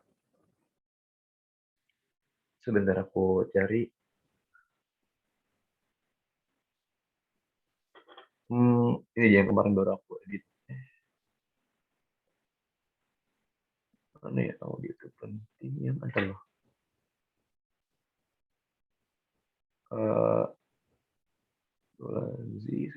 Collecting. Nah, berarti satu gimbal. Nanti kan ini ada audio, ada. Kita open. Nah, ini dihapus aja ya.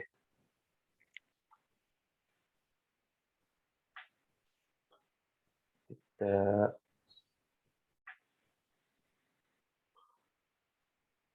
Ntar kalau semiring. Nah, kita atur ulang dulu.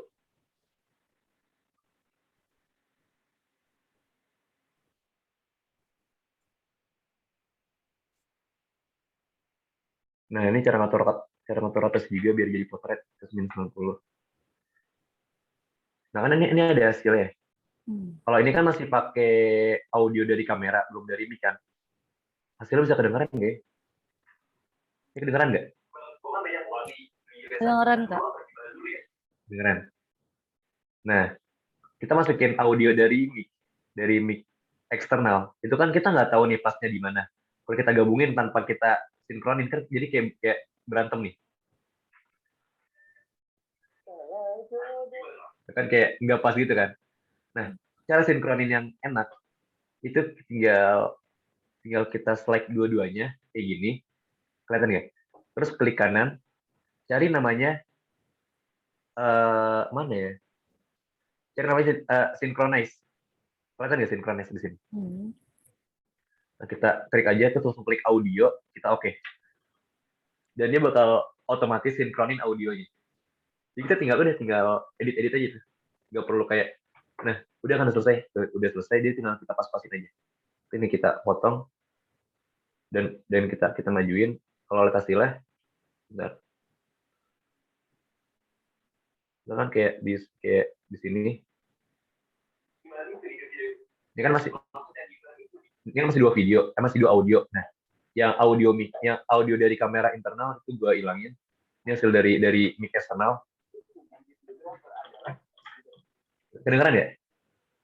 Beda. Pas gitu.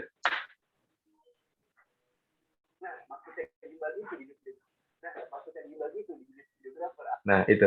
Tapi kalau misalkan kita pakai audio mic internal kayak gini, sorry. Beda banget ya. Nah, itu udah langsung sinkron tuh. Jadi nggak perlu ribet-ribet lagi. Kayak kita nyari titiknya pasnya di mana gitu. Udah sesuai yang kita omongin lah. Ini kalau digedein. Nah, gitu. Kelihatan nggak? Wah, Gimana? makasih banyak nih Kak untuk tipsnya nih. Ternyata bisa langsung ya Kak, tinggal sekali klik gitu aja ya Kak. Jadi nggak usah satu-satu gitu ya Kak. Jadi kalau kita udah nguasain Adobe Premiere itu kayak udah kerasa mudah lah. Kayak tinggal klik-klik doang. Sama kayak tadi. Kalau kalian nguasain VN tuh kan tinggal klik doang.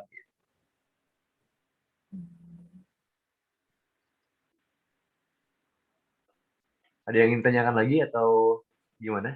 Nah, kira-kira ya untuk teman-teman audiens, gimana nih untuk materi-materi yang dari Kak Kauli? Karena kita tinggal sesi satu lagi ya Kak, sesi terakhir nih. Iya, ini sesi terakhir mau dilanjut atau gimana? Atau kita mau bahas tentang video editing lagi nih mungkin. Jika ada yang belum paham, itu boleh banget ditanyain dulu sebelum ke sesi terakhir nih. Karena bakalan ada sesi terakhir seperti itu. Mungkin Gimana? tanya lagi ya Kak Ya, boleh. tentang audio juga. Nah, biasanya kan kadang mau masukin musik efek. Nah, tapi antara suara asli dan suara tambahan itu apa ada tips dari Kakak biar balance gitu, Kak? Biar nggak berantakan gitu maksudnya. Iya, antara suara asli dengan backsound lah istilahnya. Nah, kalau tahu cara ini ya, tahu cara apa ya, ngecilin audio nggak? Audio dari video atau audio dari backsound itu. Iya, iya. Nah, misalkan di sini gue buka project lain.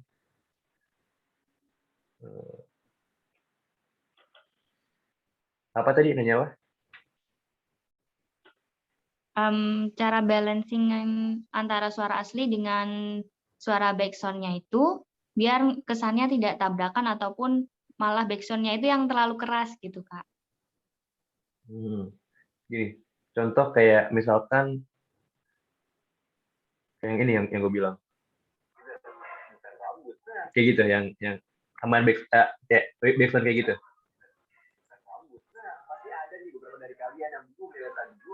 Iya, begitu. Apa ada misalnya kan ada kadang kalau di VN itu ada persenannya. Untuk suara asli 100%, misalnya suara backsound 20%. Nah, untuk dari Kakak sendiri apa ada tips lain atau bagaimana? Ada. Kalau tips dari gue tentang audio dan backsound, usahain tuh audio utama. Ya misalkan kayak kalau ini kan audio utama yang gue lagi ngomong, gue lagi ngejelasin informasi. Itu digedein, jadi kayak dijernihin. Kalau di VN itu kalian bisa kayak 100%-in lah. Biar jernih, biar gede. Dan backsound-nya itu bisa agak kecilin. Itu kalau di VN, dia agak kecilin gitu. Jadi backsound nggak terlalu gede, audio nggak sama-sama gede. Jadi backsound kecil, audionya lebih gede gitu. Lebih gede dikit biar lebih enak kayak gini. Kalau ini kan nggak pakai audio. Nah, kalau ini pakai audio. Nah, gitu. Gimana? Kalau di Premiere tuh dia bisa dikecilin aja di sini, di garisnya tinggal diturunin. Ini rendah, ini makin kecil, makin gede gitu. Kalau misalkan mau bagus, itu agak ribet ya. Pakai apa ya namanya? Pakai simple parametric equalizer. Jadi cari di efek, cari namanya simple, itu agak ribet. Tapi kalau mau gampang tinggal diturunin aja. Pakai ini, taruh sini, ini data lagi dari 500 jadi 200, jadi ini itu agak ribet lagi. Gitu. Gimana? Oke, Kak, makasih. Paham kan ya? Atau mau diulang? Mungkin bisa dicoba yang di Adobe Premiere ini, Kak. Adobe Premiere. Ini. Kalian Misalkan aku ini aja. Nah, ini kan kalau suaranya gede nih. Ini kan backsound-nya lebih gede ya daripada audionya. Jadi kayak balap-balapan kan audionya. Nah, itu kalau pakai kita nggak pakai parameter kayak ini, nggak pakai parameter ini, pakainya langsung kayak manual aja. Jadi dari garis ini kita turunin, kita sesuai sama kayak Devian juga tinggal diturunin. Nah, tinggal kita sesuaiin aja kayak ini backsoundnya pas apa enggak, kayak kalau misalkan kayak kurang kecil kita kecilin lagi.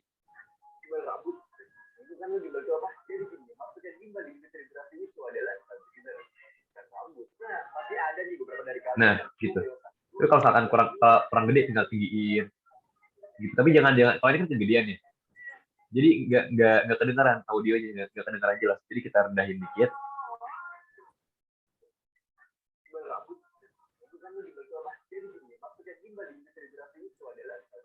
Nah, jadi udah mulai kelihatan enak ditonton. Karena backsound-nya udah pas, suara apa ya, kekencangan audio utama juga udah oke.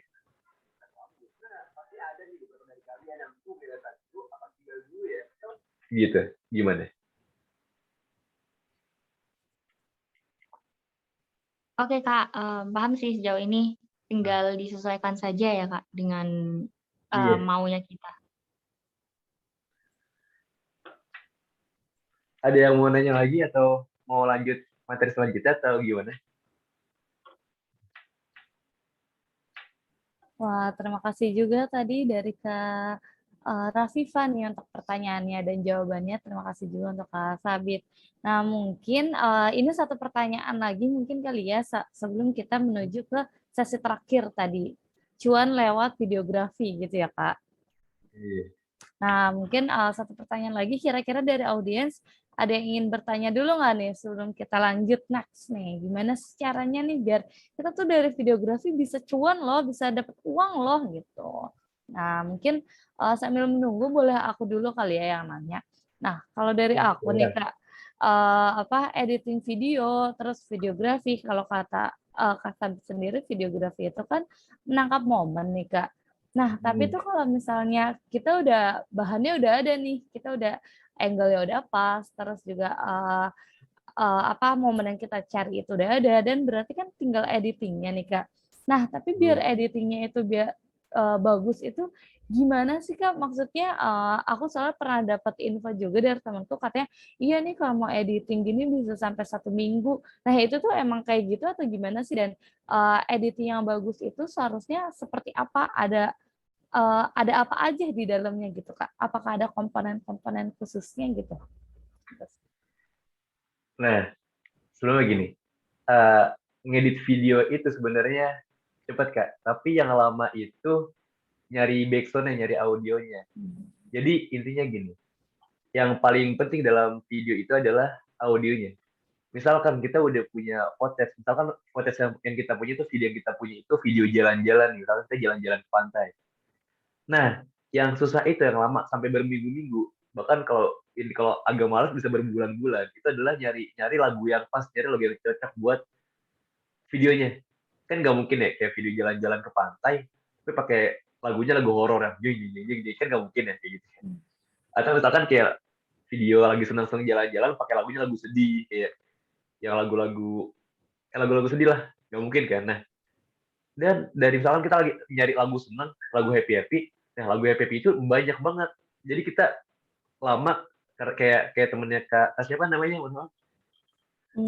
Wah, belum kenalan nih kita ketawa nih Iya. Kak. Kak Isti. Kak Ifti. Iya, mohon maaf bro, kayak temen Kak Ifti bilang ngeditnya lama sampai seminggu.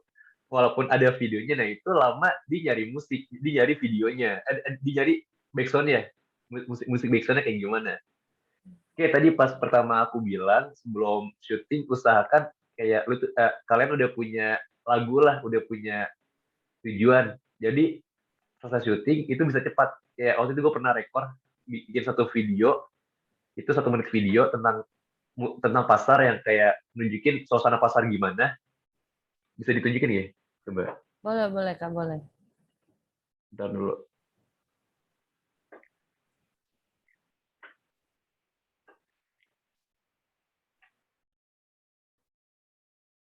Bentar dulu. Nah ini cuma 1 hari jadi dari syuting sampai ngedit. Gimana tuh Kak bentuknya?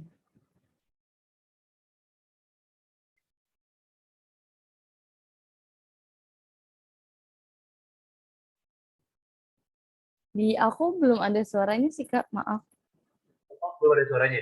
Iya,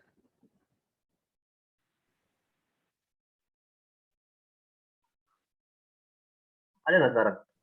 belum. Mungkin boleh share screen yang advance Kak, ditambahin audionya. Tadi aku Eh, belum ada sih.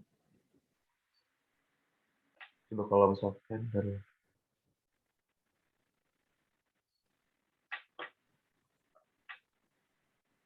dari video yang TikTok aja ya.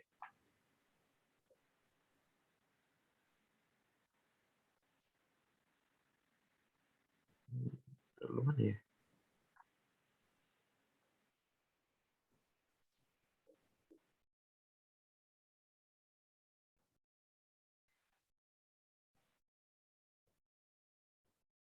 Coba nih.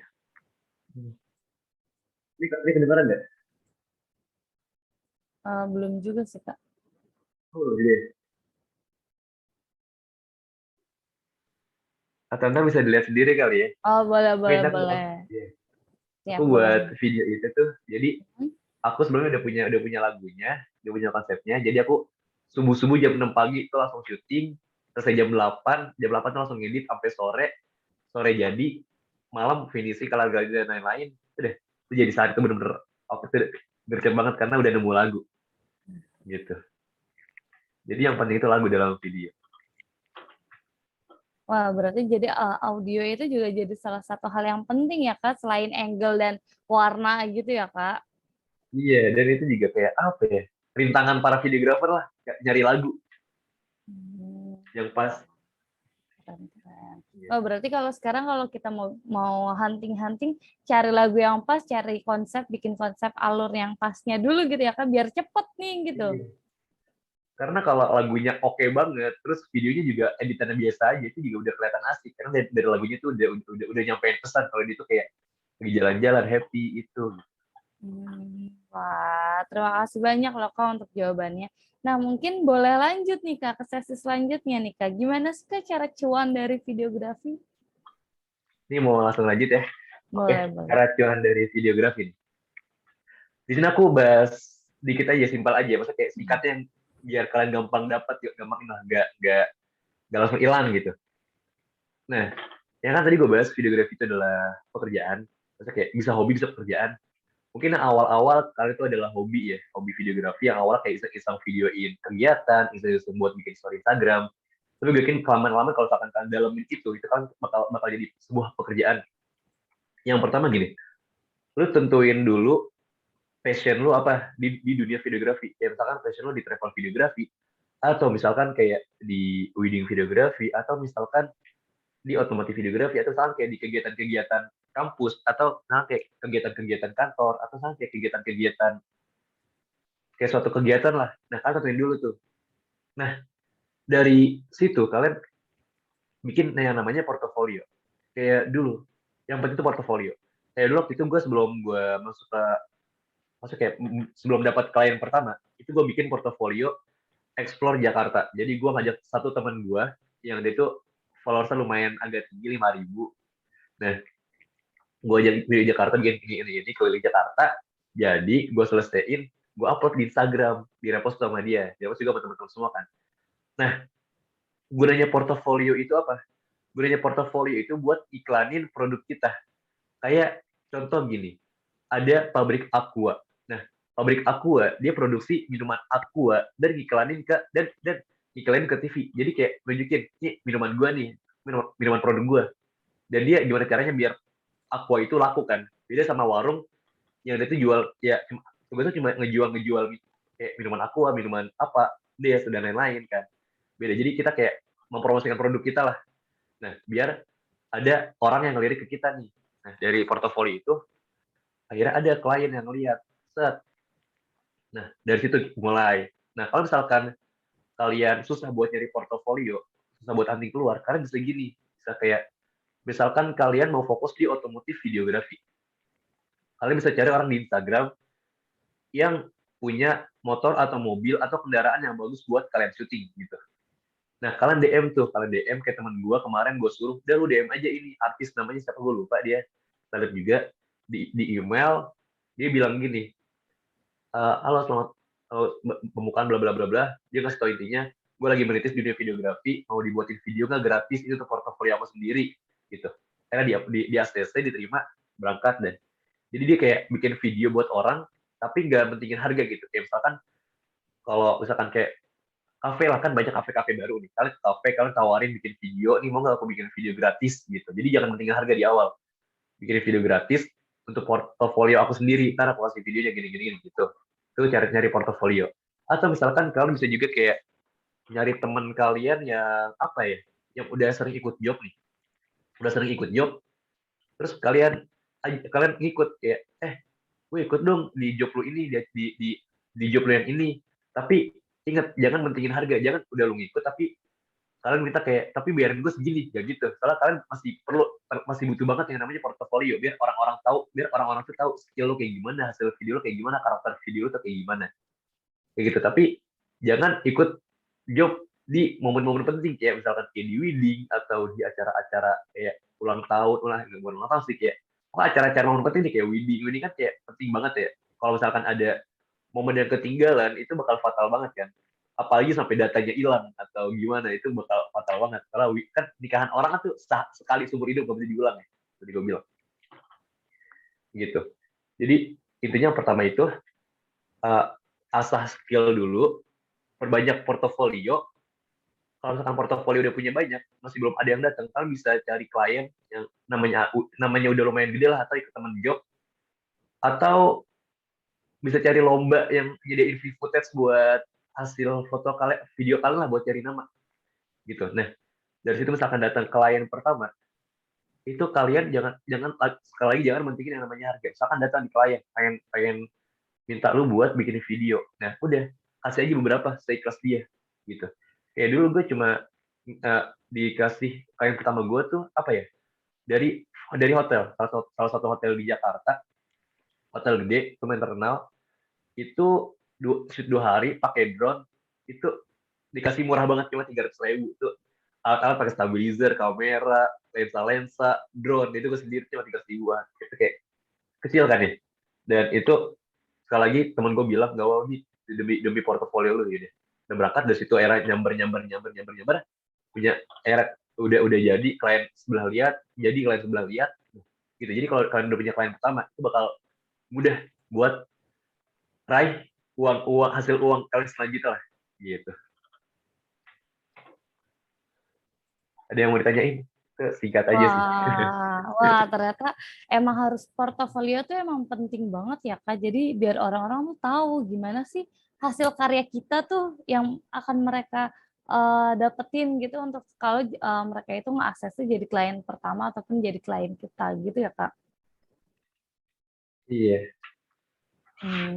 Nah, gimana nih untuk teman-teman audiens dan teman-teman peserta, kira-kira materi dari Kak Sabit ada yang ingin ditanyakan atau ada yang ingin sharing-sharing nggak nih? Mungkin pernah pengalaman saat editing video pernah nge-lag atau tiba-tiba videonya hilang, atau mungkin pernah error atau hasilnya yang kurang bagus, itu boleh banget di-sharing karena mumpung ada Kak Sabitnya nih, jadi mungkin Kak Sabit juga udah sering buat video, terus iya, terus juga jurusannya juga sesuai dan pernah menang lomba di negeri orang juga gitu ya Kak. Jadi mungkin bisa langsung ditanyain nih. Dan sebagai informasi juga Kak Sabit ini juga merupakan content creator di TikTok ya Kak, dengan followersnya sekarang udah berapa nih Kak? 27, 28 atau berapa nih Kak? 28. 27 gitu. Wah, berarti emang udah nggak diragukan lagi nih ya Kak untuk karya-karyanya, dan mungkin teman-teman boleh ini nih bisa lihat nih, mungkin boleh diinfoin juga nih Kak, apa Kak nama TikTok-nya Kak, mungkin biar bisa dilihat karya-karyanya nih Kak. TikTok-nya itu kalau Lisabi sama kayak nama Instagram, bisa cari aja. Nah, wah jadi bisa langsung. Belum di-share screen. Wah, berarti ini nih ya Kak untuk karya-karyanya Kak Sabit. Iya, di sini semua tuh sering-sering setiga ada. Jadi kalau mau tanya-tanya langsung tanya aja nggak apa-apa. Wah, jadi sambil kita ini nih, wah ternyata Kak Sabit ini juga udah berpengalaman dan bisa tanya langsung itu bisa banget atau mungkin kalau pertanyaan-pertanyaannya sekarang belum muncul, mungkin kalau nanti nanya melalui, TikTok-nya juga boleh nggak nih Kak kira-kira nih kalau nanya lewat Iya. TikTok-nya nih? Boleh, boleh. Kalau TikTok kayaknya nggak bisa deh. Kalau Instagram bisa. Kalau TikTok kan kayak Oh, ada oke. batasan ini ya. Oke oke. Berarti bisa lewat Gue nggak tahu mau Instagram gitu jawab. ya Kak? DM aja gitu ya Kak? Iya, boleh, boleh banget. Mmm. Wah, nah Kak, mungkin juga karena, pertanyaannya juga udah habis juga dan udah di akhir sesi juga nih, aku juga mau infoin di kolom chat itu aku udah kirimin, form evaluasi mungkin boleh diisi atau mungkin boleh di-copy dulu di isinya nanti, itu biar tahu nih kita, tadi materinya gimana ya penyampaiannya, apakah sudah sesuai atau, kira-kira, kritik dan sarannya tuh apa gitu. Nah, karena udah di akhir sesi itu boleh di-save dulu untuk linknya dan kita mungkin boleh foto bareng dulu nggak nih Kak sebelum akhir ini biar pernah belajar sama Kak Sabit nih gitu.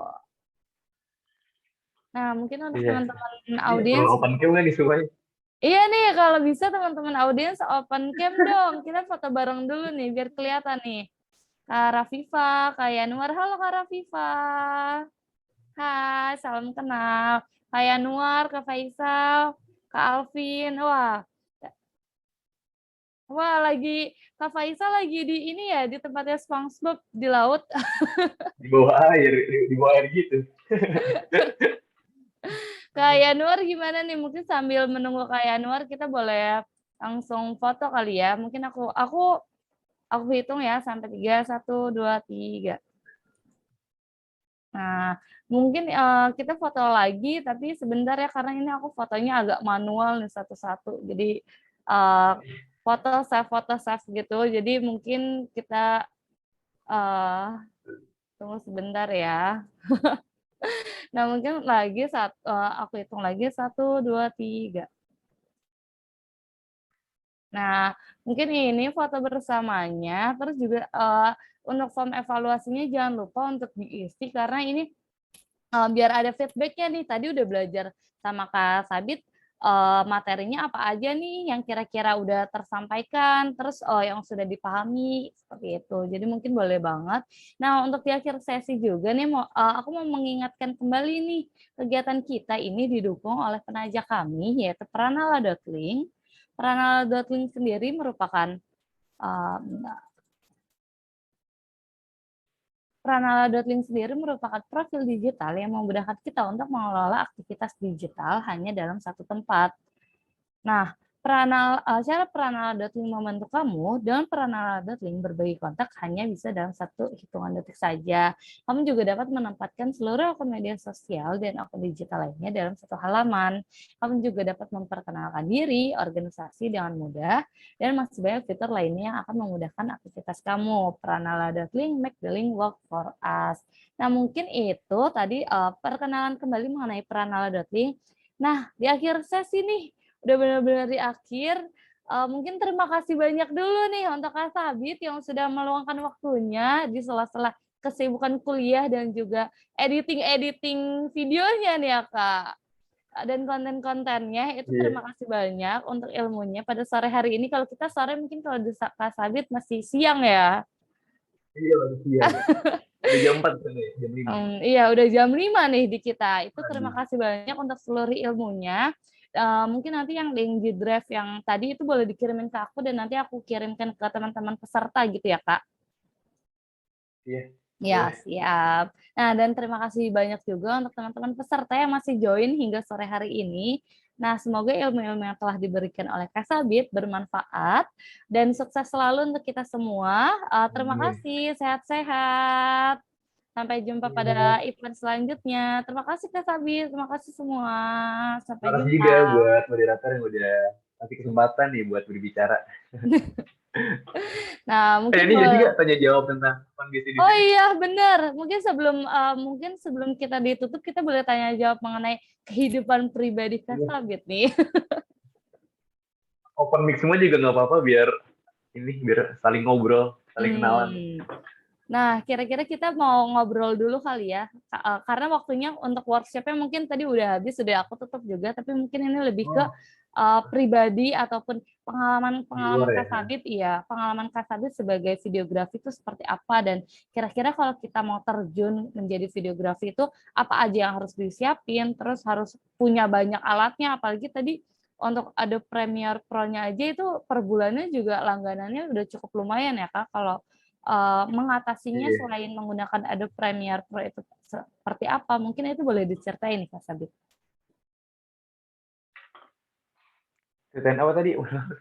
Nih yang pertama jika kita ingin terjun ke videografi apa aja yang harus disiapkan.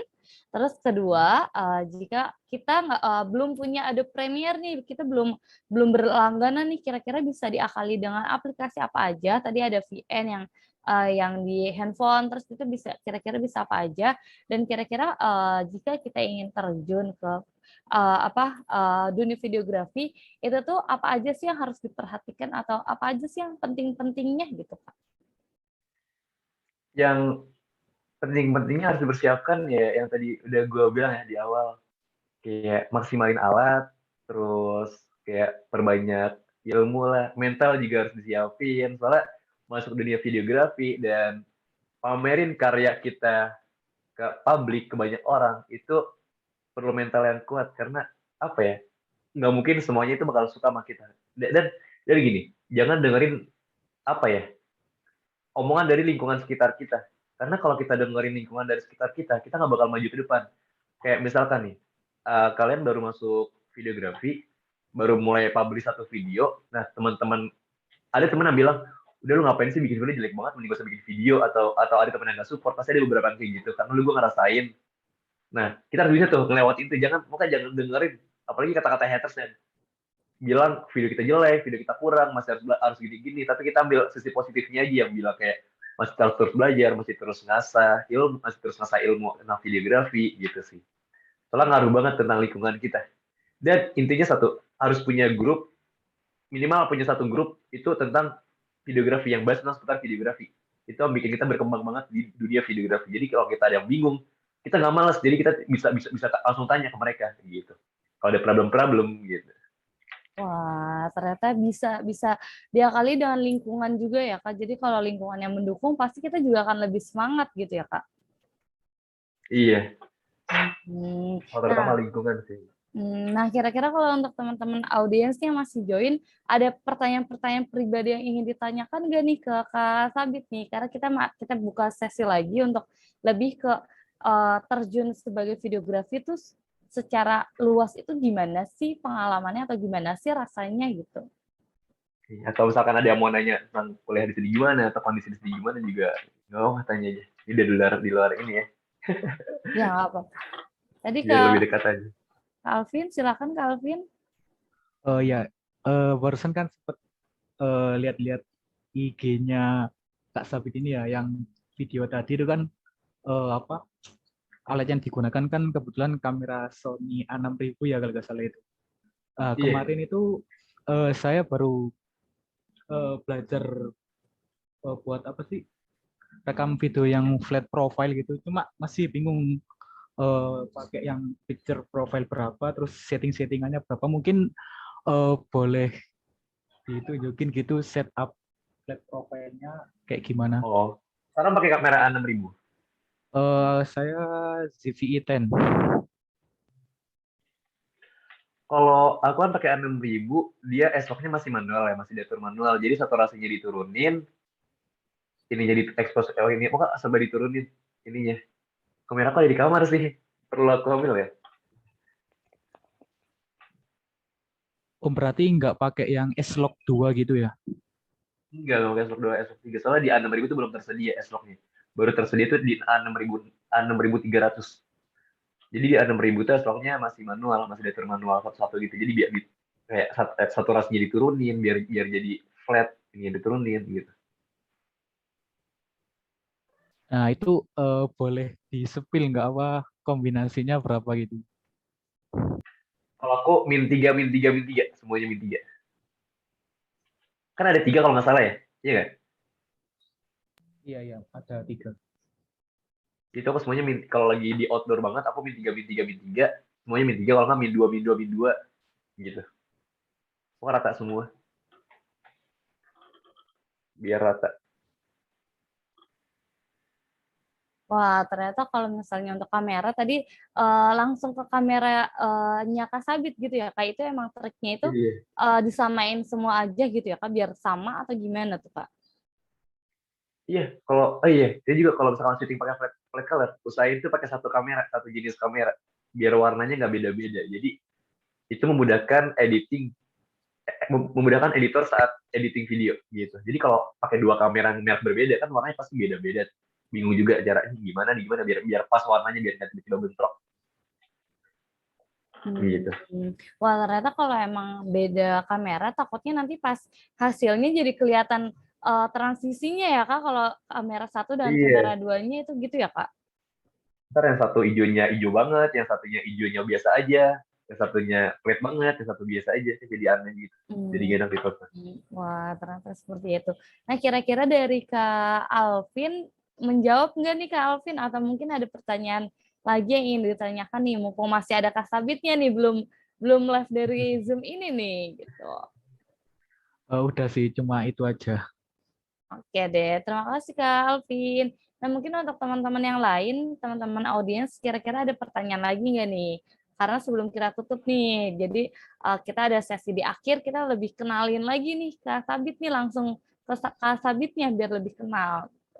Mungkin dari Kak Rafifa, Kak Yanwar, dan Kak Faisal gimana nih?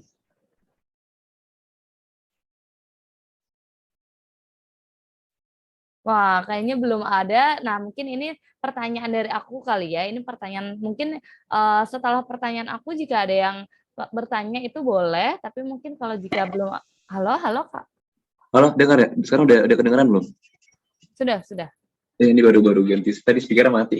Oh, alah, siap. Nah, ini mungkin pertanyaan dari aku. Jika setelah pertanyaanku ini belum ada pertanyaan, mungkin boleh kita sudahi nih Kak untuk pada sore hari ini. Nah, kalau pertanyaan dari aku nih, gimana sih Kak Sabit di dunia videografi itu kan tentu saingannya banyak ya Kak.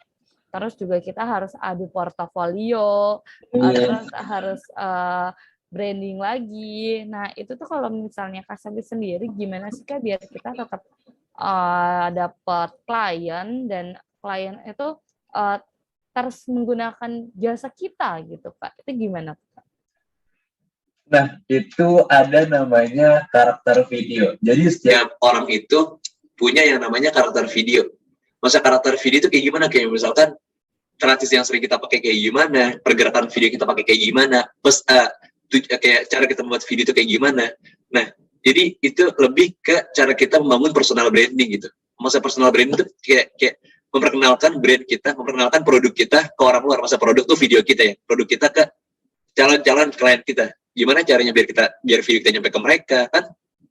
Ada orang yang namanya gede, tapi video dia tuh nggak nyampe ke klien yang ini gitu kan. Klien kan banyak, videografer banyak, klien juga banyak nih. Kayak contoh, banyak bisnis baru yang muncul kan, kayak bisnis kopi lah atau bisnis dan itu perlu yang namanya iklan produk kan. Nah, misalkan kita kayak fokus ke iklan produk nih, video iklan produk, kita perbanyak video iklan produk, dan itu kita kita bikin karakter video kita tersendiri. Jangan video kita model macam-macam, terus pengen ngikutin si A, pengen ngikutin si B, tapi bangun kayak bangun personal branding lah. Soalnya yang paling sakit, yang paling berdarah-darah tuh bangun personal branding. Harus benar-benar effort, harus benar-benar ini banget. Setelah kita punya personal branding, setelah kita punya nama yang gede, punya karakter video kita udah dikenal sama banyak orang, nah kita bisa tuh ngasih harga satu video misalkan 5 juta, 10 juta. Bahkan kemarin teman aku pernah, dia project sama Pertamina, itu dibayar 100 juta seminggu. Itu kalau udah punya personal branding. Mungkin kita lihat enak, wah dibayar banyak nih, tapi kita ngelihat dari dia cara bangun personal branding itu kayak gimana, sakitnya kayak gimana gitu. Wah, ternyata emang personal branding itu penting banget ya, Kak. Karena waktu itu aku Iya. juga pernah lihat, Kak, di Instagram, dia patok harga 210, dikira tuh di Instagram dikira 210.000, ternyata 210 juta, terus kayak, hah?